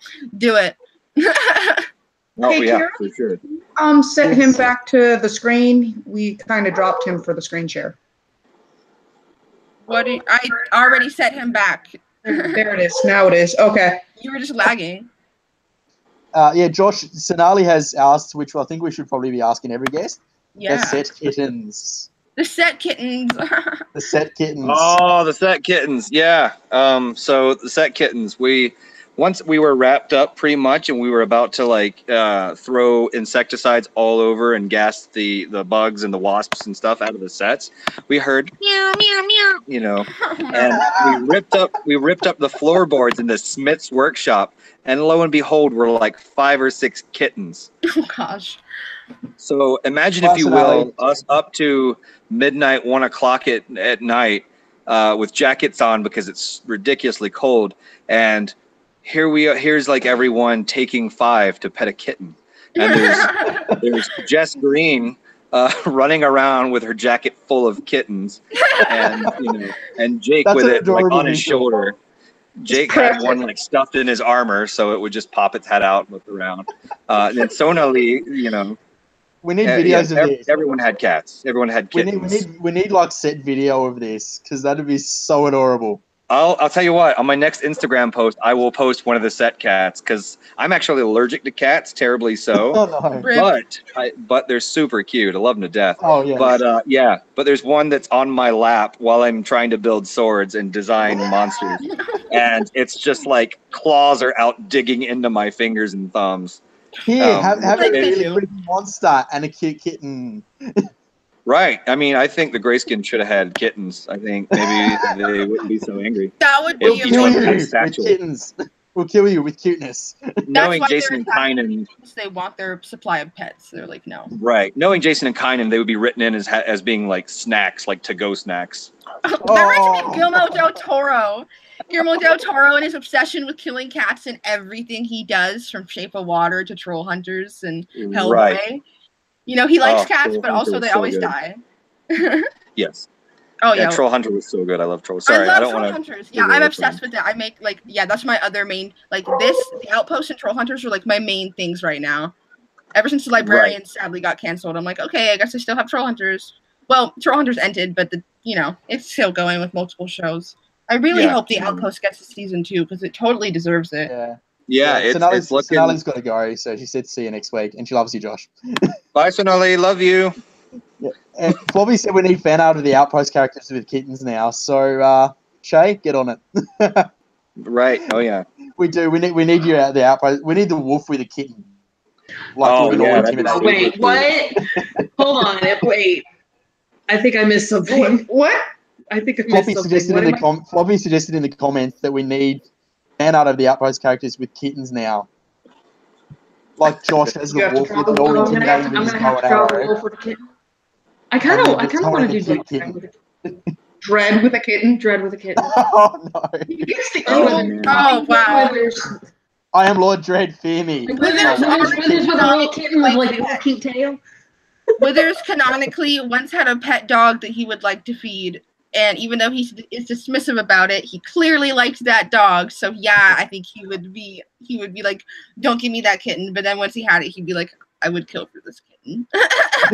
Which I think would be Talon as well. That'd be so Talon. Oh yeah. I love the kill pictures of Jess with the kitten because, like, before the show came out, all the show promos were like, "Wow, she's so fierce and intense with the sword," and then she's like, "Oh, she's got a kitten." Right. Yeah. Her on-screen demeanor as opposed to her off-set demeanor is completely different. You know. Yeah, so she's I think like always running around like with a handful of cookies or a muffin or donuts, you know, with buggety eyes going, "Ooh," and then running away. Whereas on screen, she's like super angry, you know. I think Sonali GM me privately a photo of her as Essa with the kitten. And like you've seen the photo of Essa looking all intimidating. And then there's like this episode where she's like this with a kitten, and it looks so adorable, and she doesn't look any like scary at all. If anyone's gonna snack on a kitten, got this fierce warrior, and then you got a kitten. Right. That was actually one of my fan arts. For Sonali, I was going to draw a picture of Essa holding a kitten, and it's just like someone so intimidating being utterly slain by cuteness. You know what I mean? It's like, "I'm Essa, fear me, I'll kill you." Oh, right. Look at this kitten. Yeah. That's Talon and Janzo though. Like Janzo's the only one who gets like under Talon, like the Talon's actually vulnerable with, and I really like that. You know, because Janzo doesn't really have a stomach for killing. He's not really. He's really morally, you know, a really gentle person, and then Talon isn't. But she's like, "Oh, I like this. I don't want you to be like me. I like you the way you are." Proving this episode, when he nearly threw up after the beheading, I think that was fairly evident then of Janzo. Yeah, that was you see that with Garrett and everyone else. Like you've got Garrett, who's a very strong character. You've got Gwen, who's a very, very strong character, and you've got Janzo, who's not. And also, Janzo's the only one that's seen her at her most vulnerable, you know, states. Of course, the Smith is definitely one of them. But Janzo has been the one. She daggers at him. Oh yeah, right. She's like, no. She clears daggers at everybody. The creepy, crazy old man in a bar staring at you. I mean, I love how observant Janzo is. He like clocks everything. He's like, I see it all. Right. Just because Janzo's not looking at something doesn't mean there's not something he doesn't know about happening right over there. You know, which I love about him too. That was so like genius where, you know, she's talking about a crazy, scary person. He's like, "What? The crazy guy that's been looking at you from the corner of the room?" You know, and then she's like, "Oh, really? I guess that's fine." Yeah. I love the look on McNally's face when she goes to look at me. He goes, like trying to look around, like so inconspicuous. Like, I was going to ask you about Kevin, actually. Of the first episode. Yeah, I was going to ask, what was it like working with Kevin? You know, obviously, for those that probably aren't aware, you all know him as Gibbs from Pirates of the Caribbean. Right, yep. Yeah, what was it like working with, like, someone of that caliber, you know, that's been in the industry so long, he's been in Doctor Who, etc. He's very, very, very funny, very relaxed, very awesome guy. Yeah, I got a picture with him, actually. You probably can find it on Instagram right there. I hope you do, actually. I've heard he likes to play video games, and sadly, one of the only parts of talking, I talked to him a bit about being a blacksmith, because he trained to be a classical blacksmith for a few movies he did while he was here in North America. Wow. And I tried to talk because my girlfriend was talking about, she's talked to him and she loves the guy, and he's like, "Yeah, I like playing video games." She's like, "Oh, my boyfriend plays it," because I play video games a lot. And I went to go talk to him to be like, "Hey man, what video games do you play?" And I didn't notice, but he was on his phone. So I was like, "I heard you like video games," and he just like nodded at me. And I was like, "Which ones do you like?" And he was like, "I'm just on the phone with my wife." And I was like, "Oh, I'm sorry." And then I left, and I didn't have a chance to like talk to him right after that. Just on the live stream, There you go. The one you were referring to, Josh? Yeah, that's the one. That's it. That's me with Kevin. Photo, so I went for Photoshop. Yeah. Wildly So my girlfriend and her friend Ashley, who did hair on the show, got a picture with him, and then he left, and I wasn't able to, so I photoshopped my head on Ashley's body so I could say that I got a photo with him as well. Yeah. It was more of a joke. It was just goofing off. But yeah, he was very nice. He was very complimentary. He caught me for a split second on the first day of filming, and he was like, because I made his belt and I made his bracers and everything like that, and I made the rough sword that he was hammering out in the last episode, and yeah, he was like, wow, this is really good stuff. This is really like legitimate leather work and stuff. You're just really, he couldn't say enough nice things about the belt that I had made him. That is awesome, because I made that like the day before because we thought we had his belt and it turns out we didn't, so I had to like just make one out of scratch the day before he showed up.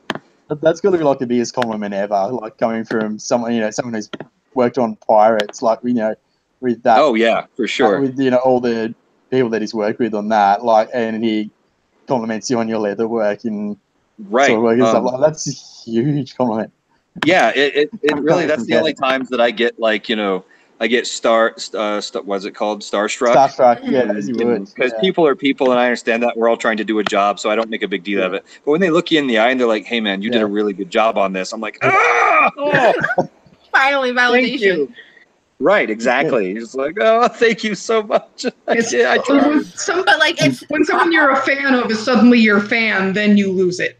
Absolutely. Yeah, I think a lot of a few of us have been doing that lately. Like when Dean will like retweet us, and we're just like, it's Dean. When he came on our old Librarians podcast, I was like, I'm gonna lose my mind because I was raised on in his movies and Stargate and all that stuff. So I was like, right, yeah. Wow. Dean actually came in the shop towards the end of filming. He was visiting set and hanging out, and they brought him out back. And I work in the back in a tiny little shop that's just stacked to the brim with everything I'm working on. And I sit at the back of it watching my Lord of the Rings, and doing, everything I'm working on. And Dean popped in and shook my hand. He's like, I just want to thank you for making the Outpost look so damn good. And I was like, I would spontaneously combust. Yeah, I did it. Wow, I spontaneously internally combusted. And I'm tearing up. Yeah. That your work is good and not crap. We just received a question. Has anyone actually ever broken a weapon? And if so, whose was the worst? Everyone. So many people.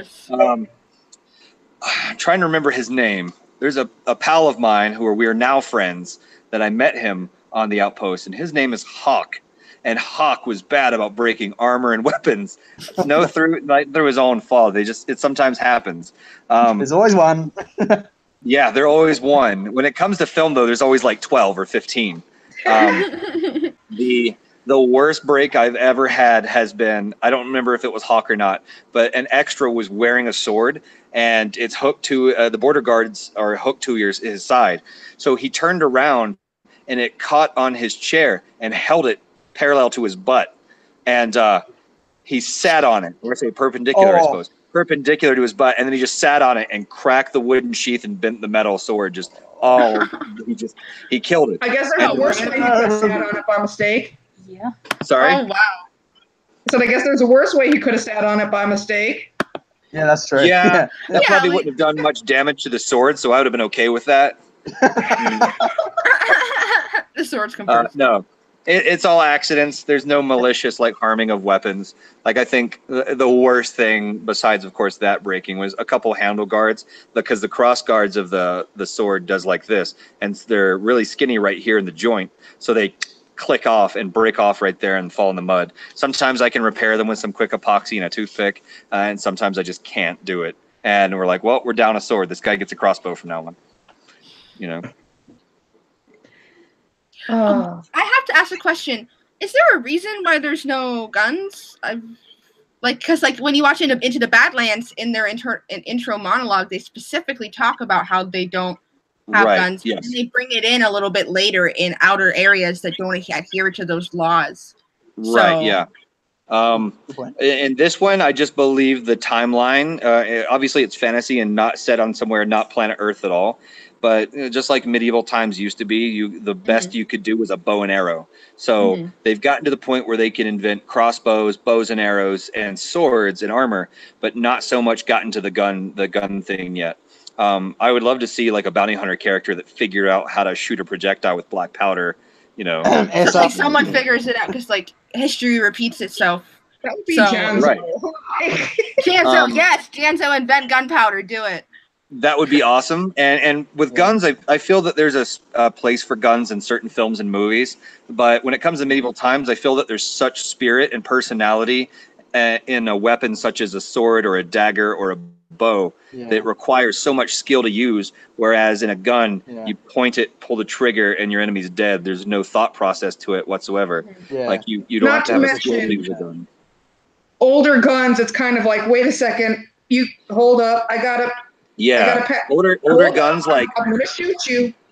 Black powder muskets and blunderbusses and stuff like that. You had to wait 10 minutes to load it, or maybe it was like 2 minutes to load load the wad, load the pellet, load everything else, and then maybe you'd hit the guy, or maybe it would blow up in your face and kill you. So, like, as far as the lore goes, wherever they are right now in their development, recovering from whatever happened, something happened, seems to, have caused, so something with the black buds and the moon is broken, kind of. At whatever point they're in right now in the recovery from whatever messed things up and made them have to realign themselves, they're not exactly they're pre-industrial. They're not quite there yet. Yeah, they're exactly. Almost there. They're just on the verge, kind of. Right. I would say they're probably another 50 years to inventing a gun or some kind of like, I forget when the first firearm was found. I believe it was Chinese in origin, but it was a long time ago. And it was basically a stick with a metal hollow on the end, and then you lit the fuse and it blew a projectile ball out at you. There's some very old paintings out there showing the first invention of the musket or the rifle. But I'd say they're probably 50 to 100 years from inventing a gun. But because the chemistry that they're doing and the alchemy seems like interesting. Like they're getting to the point where they're experimenting and they might be inventing new chemicals or whatever calypsum is. We're gonna have to figure that out. That's some volatile stuff, but right, for sure. Yeah, it depends on how things go. Like this revolution they're cooking up could set them back or drive them forward. You don't know. You can never really tell.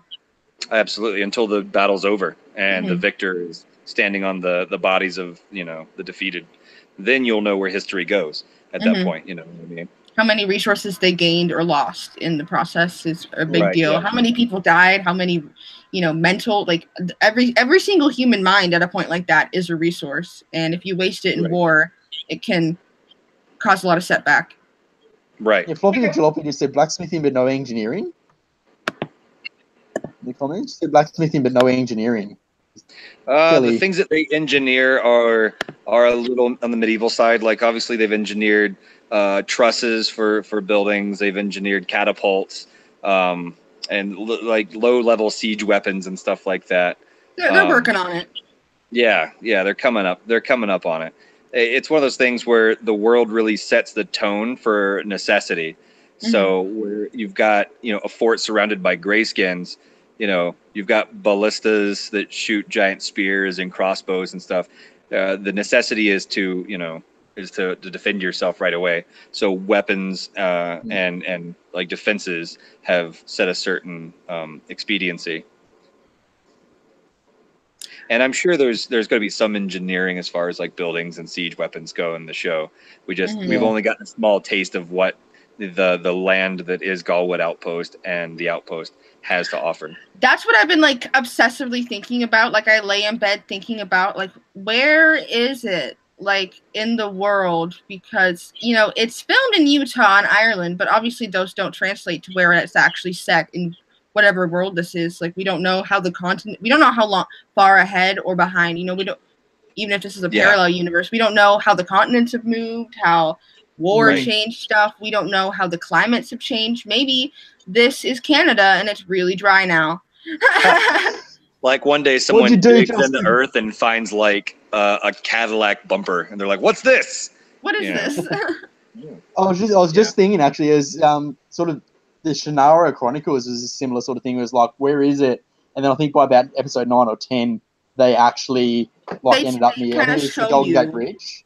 They show you that it's all kind of on the West Coast. Yeah. And they kind of define that, this is San Francisco, this is where Oregon is where the elves are. Yeah. There's all, stuff has changed. And the same thing with, stuff like Into the Badlands. It's kind of implied in Into the Badlands that the wall that surrounds the Badlands is like Trump's wall.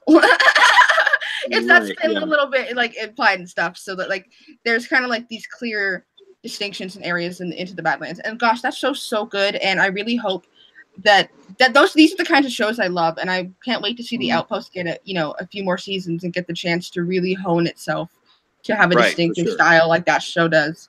Yeah, because I think everyone's picking on this as it's not as good as Game of Thrones or whatever. But just going by what Sonali's even told me in the interview I did with her, it's there's a lot more that's still to come before Sonali even shows up, and that's next week. Next week is setting up Sonali's entrance to the following episode, and she's said in the interview. Oh yeah, they're closing in. People have to die before Essa shows up, and it's a matter of who, and secondly, just going by what you've told us and what Sonali's told us is, yes, we're 4 episodes in, but there's a hell of a lot still to come in the remaining season.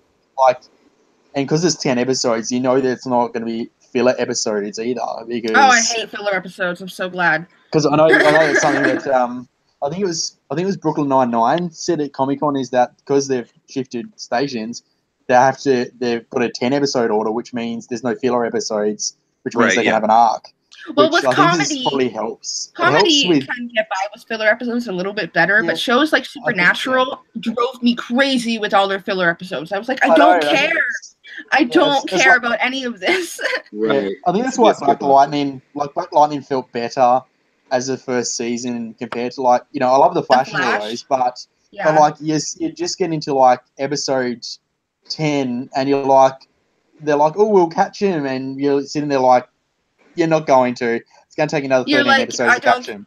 Yeah, there's no real stakes because it's so I think that's formalized. Why it's sometimes short, despite the fact we want more episodes, the shorter the season, the better it is for story. I agree. And making things happen, I think, which is probably hopefully going to help with the Outpost in that a 10 episodes, short binge in a day. If I see a show with 25 episodes, I'm not going to watch it anymore. I'm done with those shows. I started Supernatural season 1 and got up to episode 18 and just too long. You're I don't care anymore. They only talk about the plot every 5 episodes. Exactly. I'm a big fan of this Netflix formula where each episode is 40, 50 minutes long, and you can binge the whole 10 or 13 episodes in one go. And then I've had my kick. I've had my fix of of digital drugs, and I can get on with my life and do something else. And by the time, usually, that's what I hate about, reoccurring ones is it's hard to, with Game of Thrones especially, it's you've got such a big waiting arc to go before you get your next one to come out. Mm-hmm. Yeah, I like the Netflix.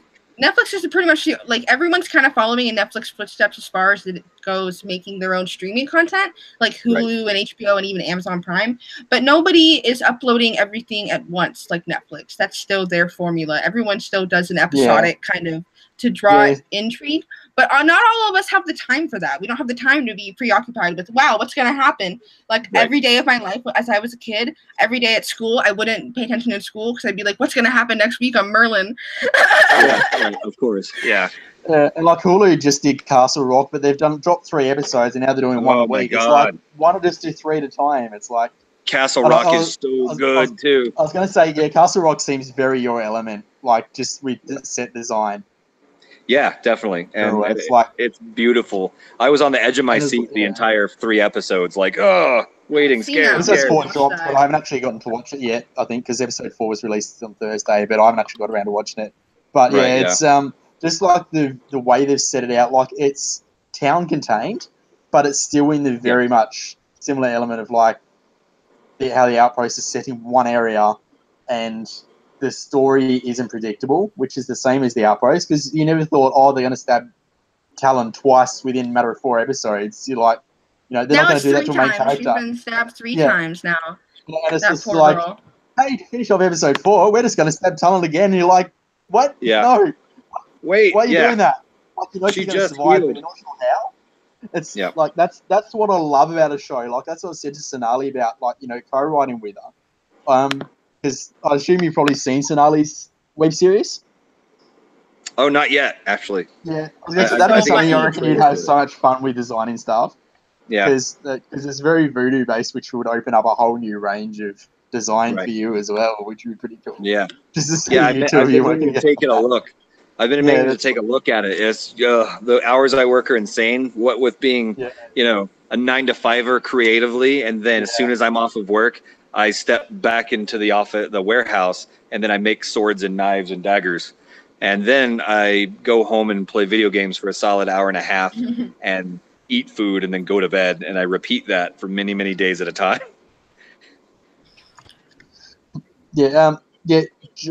Someone just Trent just said Josh is awesome.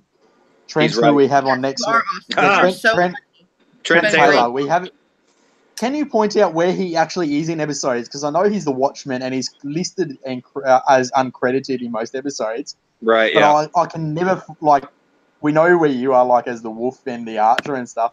But I cannot he's Watchman 1. But I'm like, where is this Watchman 1? You have to rewatch all the episodes and look for me, because I've actually been on screen now 1, 2, 3, 4, 7 times in the past 4 episodes. We'll go back and rewatch this after the stream and just go. It'll be like Finding Waldo. That's Josh. There's actually around the set. There's actually a rumor that if you take a shot every time you see me on screen, you'll die of alcohol poisoning. We should not play a drinking game with this show. Somebody could be like, take a shot every time Talon gets stabbed.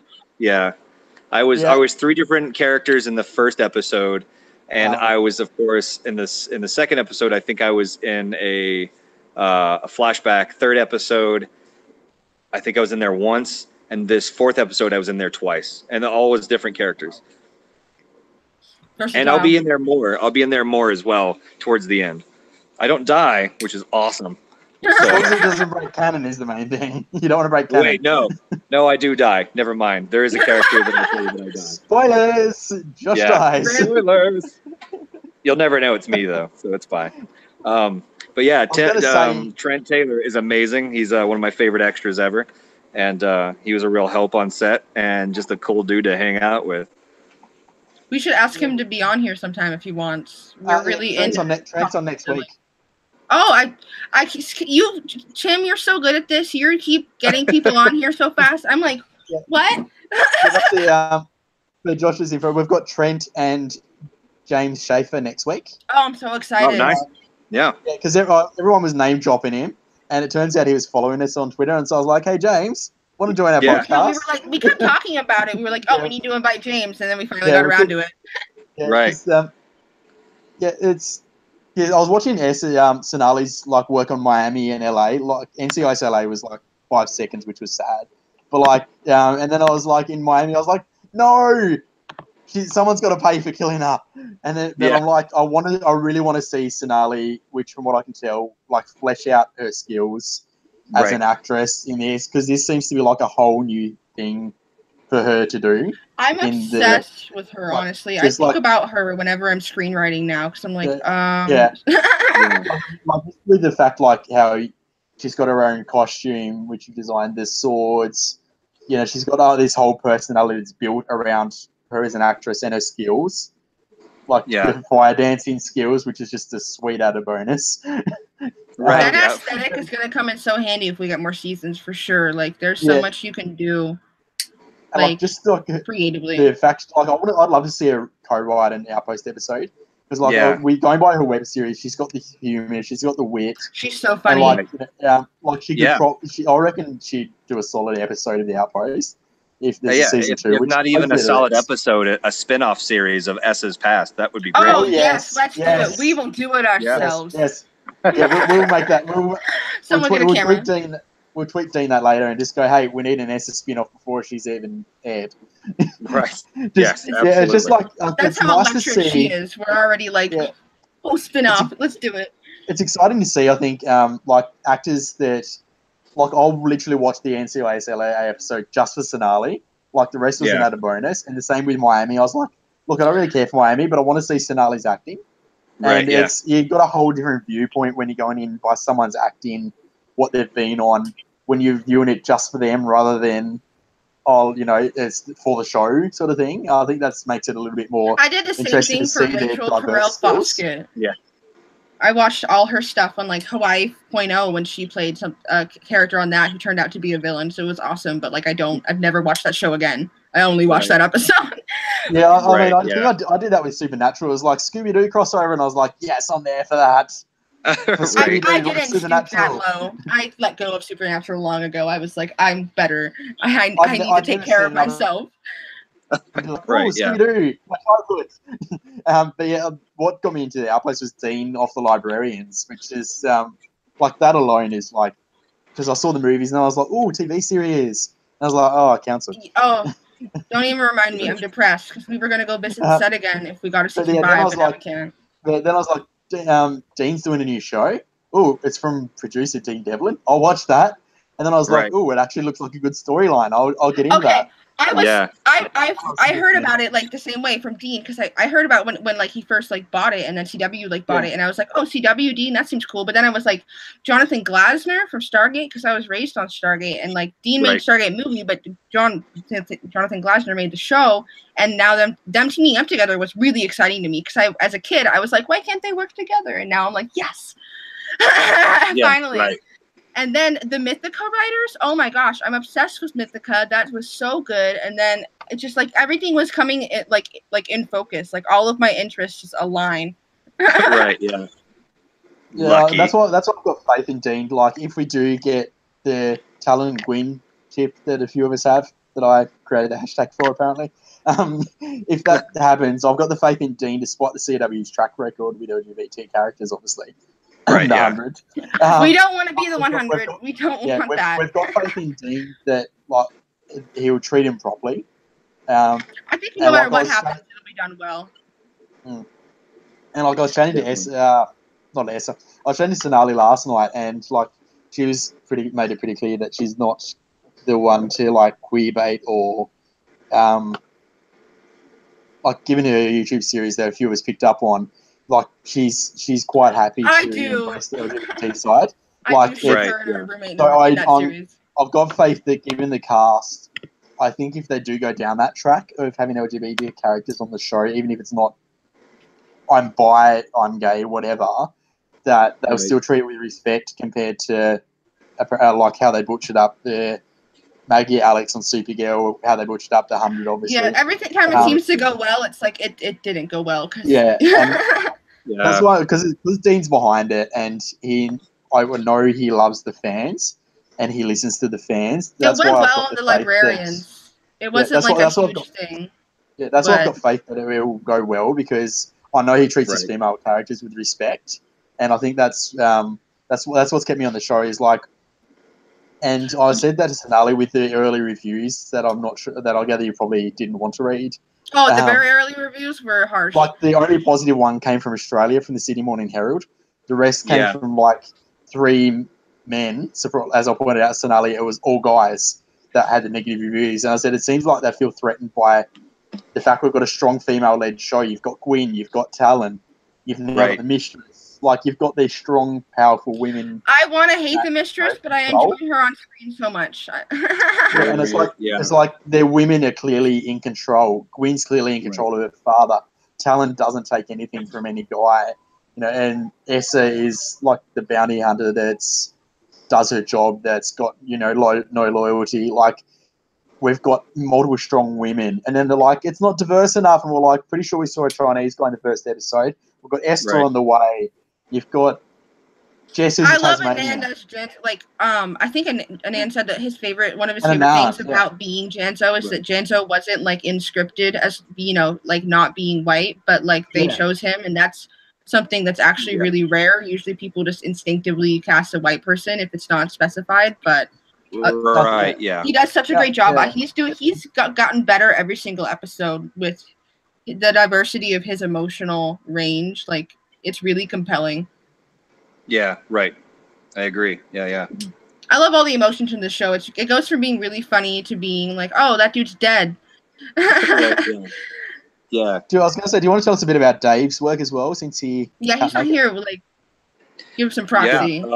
Sonali, because for those that aren't aware, thanks Sonali for bringing us attention to Josh and Dave, because it was actually Sonali that mentioned that we should get them and chat to them. So that's a thanks to Sonali for mentioning that, because she's like, hey, these guys helped and did the costumes and props and stuff. I was like, oh, cool, and then looked these up and I was like, yes, we need them.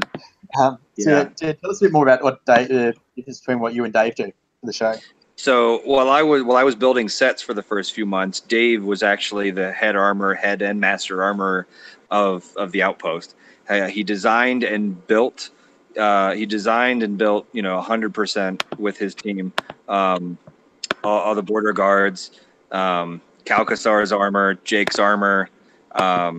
He designed and built a lot of It was really fun because for S's armor, it was me, Dave, and Emily on a sketch pad, which each pens, and we drew a female form, and we all added something to it until it looked like, you know what, that's going to work, you know, and then we all took off our separate ways and built it. So Dave designed and built a lot of the bucks because he's a genius. He does vacuum forming for all the armor and then paints it over with metallics. So all the armor waste, like vacuum forming is when you superheat plastic and you stretch it down over a concrete or ultra cal buck, and then a vacuum pulls the plastic to the buck, and then we cut it out and then sand it and then paint it up, and then that's where the armor comes from. So that's where we did all the armor in the show that wasn't straight out leather. So yeah, Dave designed the border guard swords. He designed Talon's dagger and sword.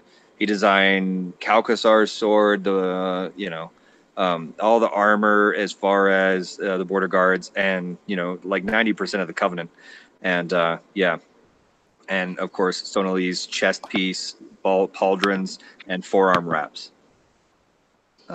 He's done a real good job of just being a one-man army, because he'll pop out like a suit of armor in like a couple weeks, and once that's patted down, it'll take us 3 to 4 weeks to do 10 sets of armor, now that he's laid the groundwork for everything. That's so much production in such a short period of time. Absolutely. And he does it looking super good. I don't remember exactly how long, but I think he did Jake's armor in like a week and a half or something like that, from start to finish, and delivered it the day of, and was like, here you go. And or not the day of, sorry, he delivered that like 3 days before shoot. But yeah, and he's credited as teaching me a lot of what I know now as far as vacuum forming, some leatherworking techniques that I didn't even think of until he was like, this is how you do it. And I was like, oh, that's amazing, thank you. And he's good at he casts and makes mold. He takes molds of things and does castings of them in different urethane materials. And that's just kind of like an overview on what Dave does as far as like his process goes. It's so great to learn on the job. Like, that's one of my favorite things in the world, is to like feel yourself improving and have people that want you to improve. They don't want the worst for you. They want you to learn from them. They want to share their knowledge. Right. Absolutely. Without Dave's help, I wouldn't have, because Dave left us shortly before we started shooting. What was it? It was like a couple summers ago, I guess. About a year ago, Dave left us for more work here at Evermore, and the responsibility of being the armorer was left to me at that point. And even with him working at Evermore and me being the armor for Outpost, he still would pop by and help me out. And you know, if I'm ever stressing on any kind of detail or anything I have to build, he'd pop by and give me a hand for a few hours, and we just figure it out really quick and get it done.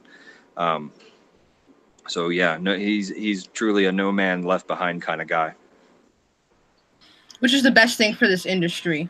Yeah, for sure. Yeah. Yes. It's like when everyone wins, everyone wins. Yeah, absolutely. Yeah, then that's what you were saying before.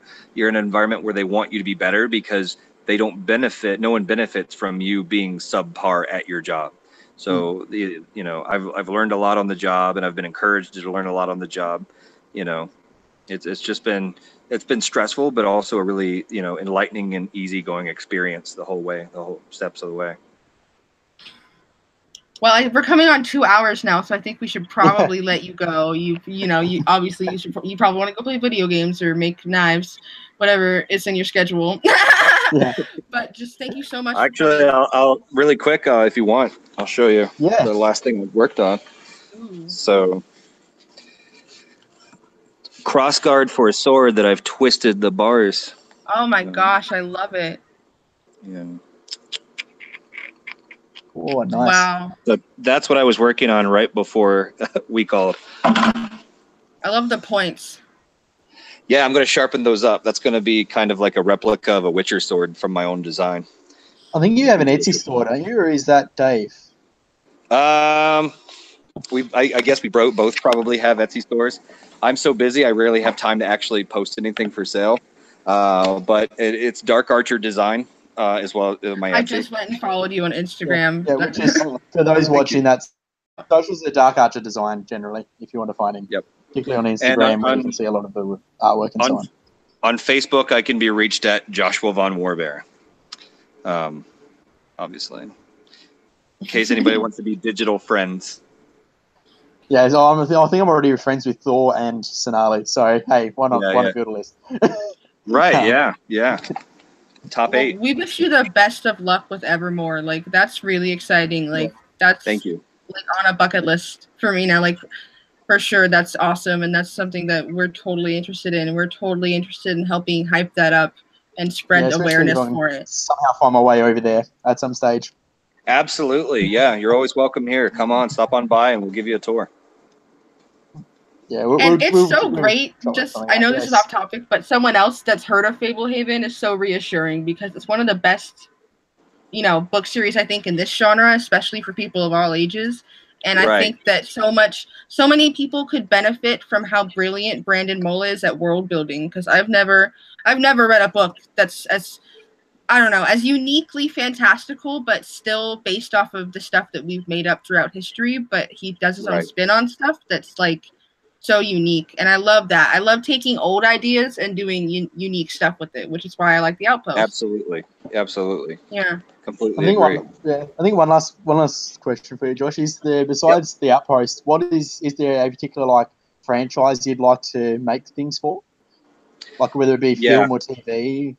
I would love, and if anyone out there is listening, to make things for the Lord of the Rings TV show that's coming into development. Oh, yes.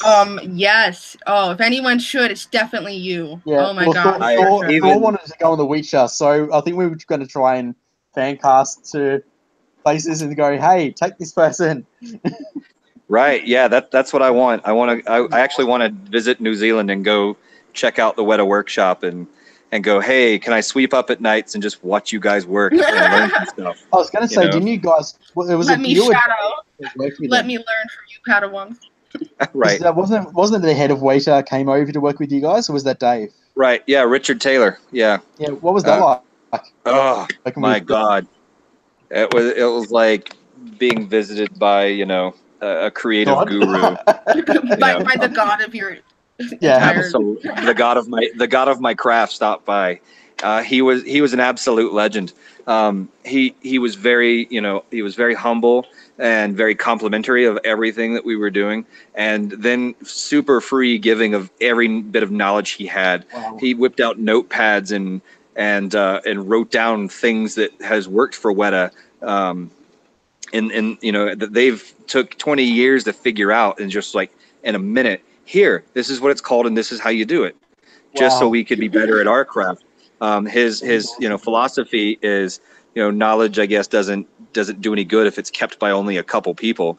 It's best left. So he stopped by the workshop and he walked in everyone's station, and it was honestly like Richard Taylor Monday, because I don't think anyone got real work done. We all followed him around and just listening to what he had to say, and soaking it up. soaking everything up. And then, you know, he talked to me a little bit about swords and, you know, how they make them over there and prop swords. And then he came in and he saw a couple of the swords I made on the wall and asked if I made those and could he hold them. And he said, if you made these, you're definitely a sword maker. And I, you know, it just, another, so much, you're really like living like a life, like there's nothing like encouragement, like there's, you know, self-confidence is one thing, but when you get confirmation that you're doing a good job from people who really know what they're talking about, it's so great. Absolutely. Yeah, like some people say never meet your heroes, but like sometimes you'll get the good heroes, like you've got with Richard. More like instead of never meet your heroes, it should be choose your heroes wisely. Yeah, absolutely. Yeah, I always choose my inspiration and reference not lightly, you know, with a thoughtful mind on not only what they do, but what kind of person they are, you know. And I've never met anyone quite like Richard Taylor. He was a swell guy. He's someone that has just a tremendous track record of amazing things, but was also the kind of guy you could go out and have a beer with and just kind of, you know, chat shop. It was mind blowing, absolutely mind blowing. Yeah, I've got a similar vibe with that with like Sonali. Like she's this CW actress, like, you know, that's a big deal. Yeah. But then like when we video chat the other day, it was like down to earth. You know, she'll if you ask for advice and stuff, she'll give it to you. Like, because Sonali is one of the sweetest people I have ever met in my life. She's like, a very original and amazing, my energy making content or trying to like boost hype for people that I feel either already have enough hype or I feel like they're just not, you know, like I choose who I spend my time from like wisely. Like there's a reason that I did the, you know, this for the librarians and then I did it, you know, for the Outpost. It's because I really like supporting, you know, specifically what Dean does, but you know, everyone on this show seems so great that we really want to support everyone. Right. We've actually gotten really lucky on the Outpost, I feel, because I've heard horror stories of drama surfacing and rearing its ugly head on productions, but this wasn't one of those. Everyone, Andrew Howard, you know, Anand, Sharon, Robin, Jake, Jess, everyone I could possibly think to name drop, Phil, everyone was an amazing person and a legitimate pleasure to meet, you know. That's so great, but it doesn't surprise me in the least because that's exactly what we heard from everyone about the librarians, that it was also another case of a rare, you know, a good workplace, you know, which is just such a blessing. Another guy to watch out for is Koki Falco. I don't know if you've heard of that guy.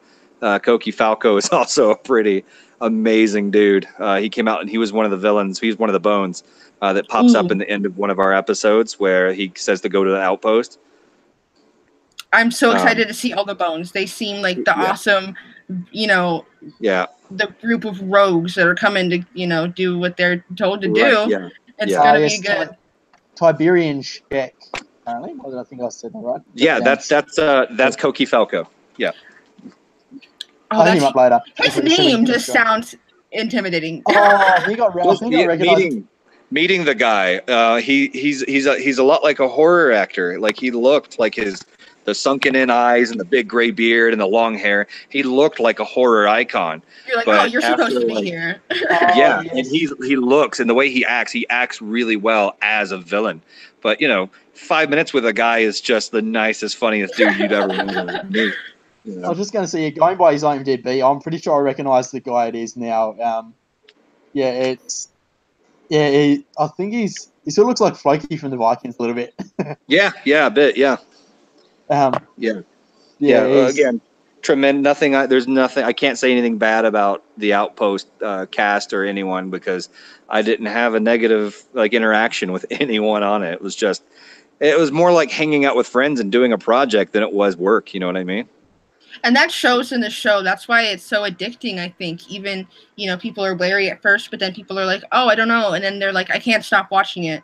When's the next episode? It's because it seems so, it has a heart. And that's, that's stuff that matters to me. It's stuff that you can tell it has a heart. Like, there's some stuff where it's like, you can tell they're just doing it to get money and they're beating a dead horse when they have 13, Absolutely. Or like all of their actors leave, but they're still going. And it's like, I don't, like right.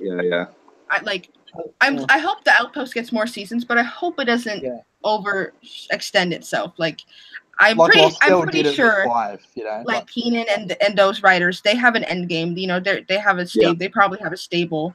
They seem to have. They already seem. Like Douglas Pascoe's been talking about. Trying to get. Season 2, and the way they talked about it, they seem like they already have stuff planned out. Right. Yeah. I wouldn't be surprised. They play the cards pretty close to the vest on that one, but I would not be surprised. They seem like planners. They are, right, yeah. Mm-hmm.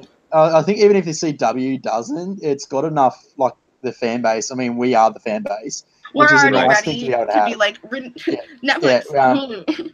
Yeah, like, we've already hit the hashtag for Renew the Outpost because we want to see more of this. Like, it's... Like Sonali said, everyone hates on the baby shows, and like, yes, it's its first season. I mean, The Flash wasn't perfect in its first season. Nothing's perfect in its first season. Nothing's ever perfect in its first season, and the CW can look at it and go, "Hey, there's a fan base. It has a good heart. It has has a good plot. On us. They've got a plan for it. There's obviously interest there. We should keep pushing it. Let's maybe move it to fall." Yeah. And that brings up a good point. That brings up a good point because, like you're saying, some shows stumble at first, and it's even harder when it's a show with straight out original content. You know what I mean? It's a fresh story that's never been told. Even if Flash stumbled, he still had every Flash fan in the world that's been around since DC's early even days. when Teen Wolf looked horrible in its first season, special effects wise, it's kept going and got more money because people were like, it's Teen Wolf. I mean, people picked on the green screen in the first episode, but then we're like, how about that CGI monster? Or Humphrey. Like, I love the portal. We call him Humphrey from wherever. That's thanks to Sonali, but yeah, he's Humphrey to us. Like with Humphrey, it's like, that the CGI budget of that is crazy. It was like Flash level CGI. Like, you can knock that green screen all you want, but you can not knock the editing of that part. And even from what Thor told us of the Plagueling throat thing, that was like a sock on a tongue.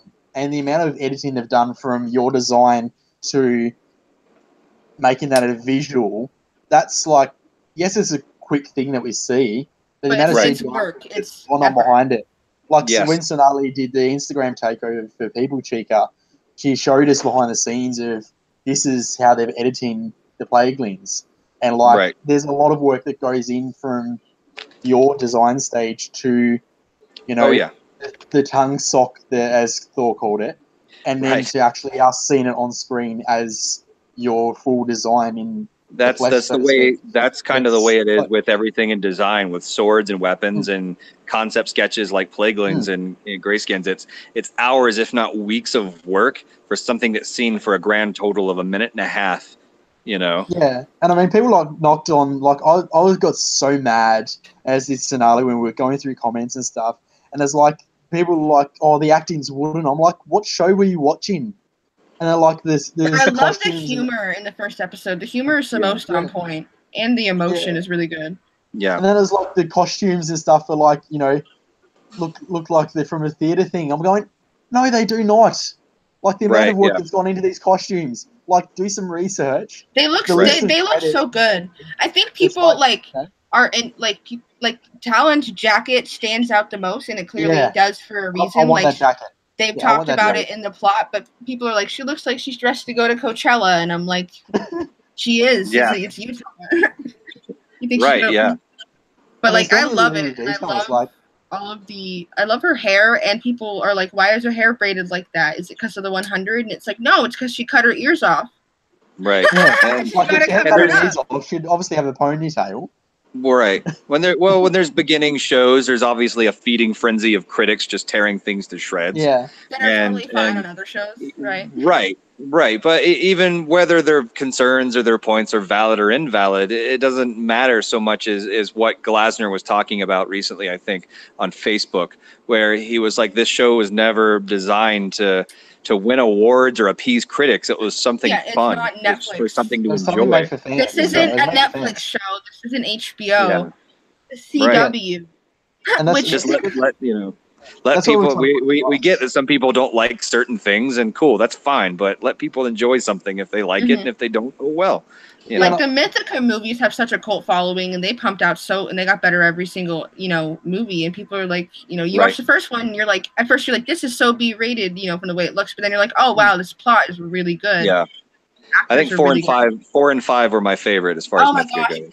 Yes. It just gets better after everyone. I was gonna say that's on Amazon Prime. I think I'm getting that for the Jack Ryan series later this August, so I'll try and watch Mythica then.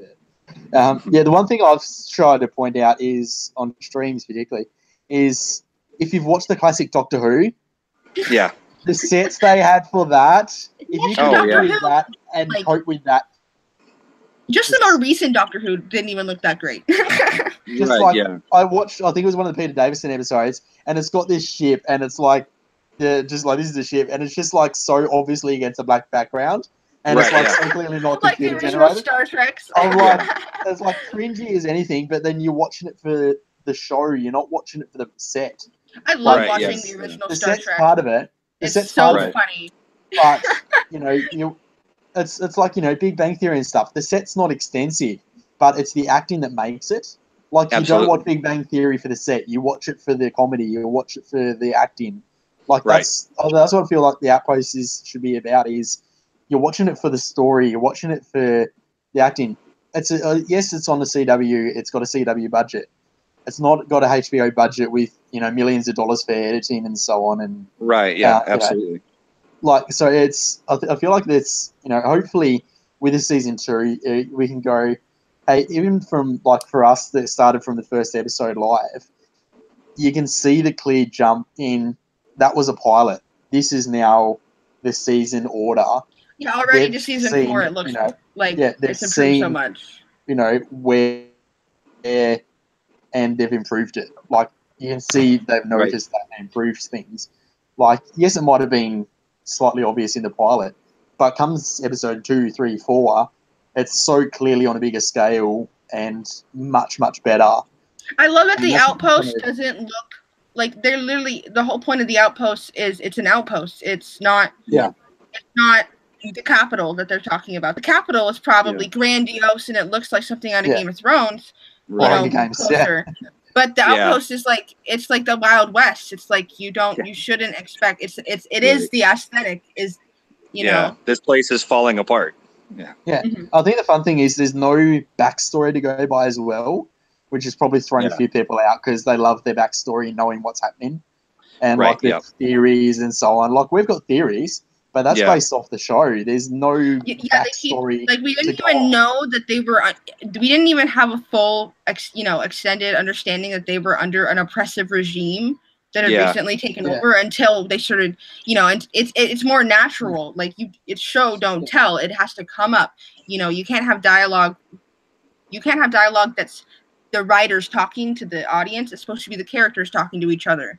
You know what I mean? Yep. That's how you get information. It's like the Talon and Gwyn moments that we've had about. Like I've tweeted about Talon and Gwyn so much, and Dean's liked it. I'm like, Dean, is that confirmation? Is that just you? No, Dean just likes a lot of I remember back in the Librarians, I was convinced that Nicole and Jake were gonna be a thing once they brought Nicole back, but no, it's just when you see something for a show that you made that you think is amusing, you're gonna like it. It's not confirmation. Yeah. Like if I can't I want to make shows, and I'm probably gonna be all over social media. Once I do, I'll be like, what are people saying? But there's like the vibes there of Talon and Gwyn, and you're like. Like I've said, are Talon and Gwyn, are they a thing? Are they? Because when Gwyn looked her up and down and is like, yeah, I'll have that. It's like, that actually? Is Gwyn bi? She's not. Obviously, hasn't said it. But is that? Well, it's a future setting. I don't think. I don't know if they have those terms. But then again, they do use a lot of their terms that we use. But I think that's what I was asking Nand about, and I think Sonali gave us a little bit of it, and Nand hasn't actually directly answered it. No, I think we're coming up on 2 hours now, so we should definitely probably wrap it up. Yeah, is that Anand sort of plays like he has Asperger's, and there's something, and like as someone with that, I can relate to that. Like it's, but like it's not directly in the show, and like I have Asperger's. It's like, but he definitely doesn't seem neurotypical. It doesn't seem neurotypical, and so I think that's not. It's nice to see representation that you don't expect in shows like this, and I think that's that's why it sets itself apart. So I think agree. That's very much different part of it. So as Kira said, we should probably let you go because you've been gone on quite a few hours, and then we'll do the recap really quickly. Glad to be of help, and thank you for having me. Yes, you are so great. Yeah, thank you. And everyone, go look up Evermore. Yeah, go look at that. And if we get a season 3, we'll bring you back for more content. Absolutely, that sounds awesome. Sure. Hopefully, I can have a costume and. I saw your cosplays when I went over to the your Instagram. That was really impressive. Like some of the stuff you've done. Oh yeah, I'm a huge nerd. A huge nerd. Are we all like? We should be. We're all nerds for something. Sure when I talked to him, he was like, "I make stuff because I'm a nerd and I want to see it," and that's what other nerds want to see. They don't want to see something that someone thinks they want. Like a studio up is there like, what do the nerds want to watch this time? Like that's not going to work. You have to actually know what you want. Right. Yeah. And that's why I posted this one into a cosplay group that I'm in, because like there's a lot of them that love building from scratch. And I was like, hey, if you want to know about weapon making and armor, come watch the stream because we've got a guy that knows this stuff. Like this is where you can learn stuff from someone who knows stuff. Next time I'll try and set up a camera or have someone here with my camera and maybe catch me on film making a knife or a sword blade or something like that. That would be awesome. Yeah, well, Kira and I will drop some info shortly for the live stream, but we've got a brainchild that we're working on. So we may well pull you back in for that as a special thing, and that we can expand on your work a bit more outside of the Outpost as well. So sounds great. Yeah, we'll do that shortly. But thank you so much for joining us. Not a problem, guys. Thank you so much for having me. Feel free to tune in coming weeks because we've got more of your fellow cast people. Yes, many of your coworkers. Yes, and hopefully we'll see Lindsay Sterling next week, I believe. Oh yeah, she's wonderful. You worked alongside. I'm obsessed with her. I used to play her music on the violin. I'm so excited. More of my interests are aligning. Oh, yeah. I can't believe this. I'll gather you made stuff for her, I assume. Because I know she maybe. I think I might have made one of her musical instruments. Yeah, because she seems to be more of a very impish, panish character, which totally makes sense. And I made her knives. They have not. She has a knife on the show or something like that. Everyone's gotta have a knife. They have a knife. I made it. Everyone's gotta have a knife. Yeah, medieval times. Come on, what are you gonna do? It's like I have a knife. Like it's even now. Like who doesn't have a knife? Weaklings. I've got like 4 around me at any given moment.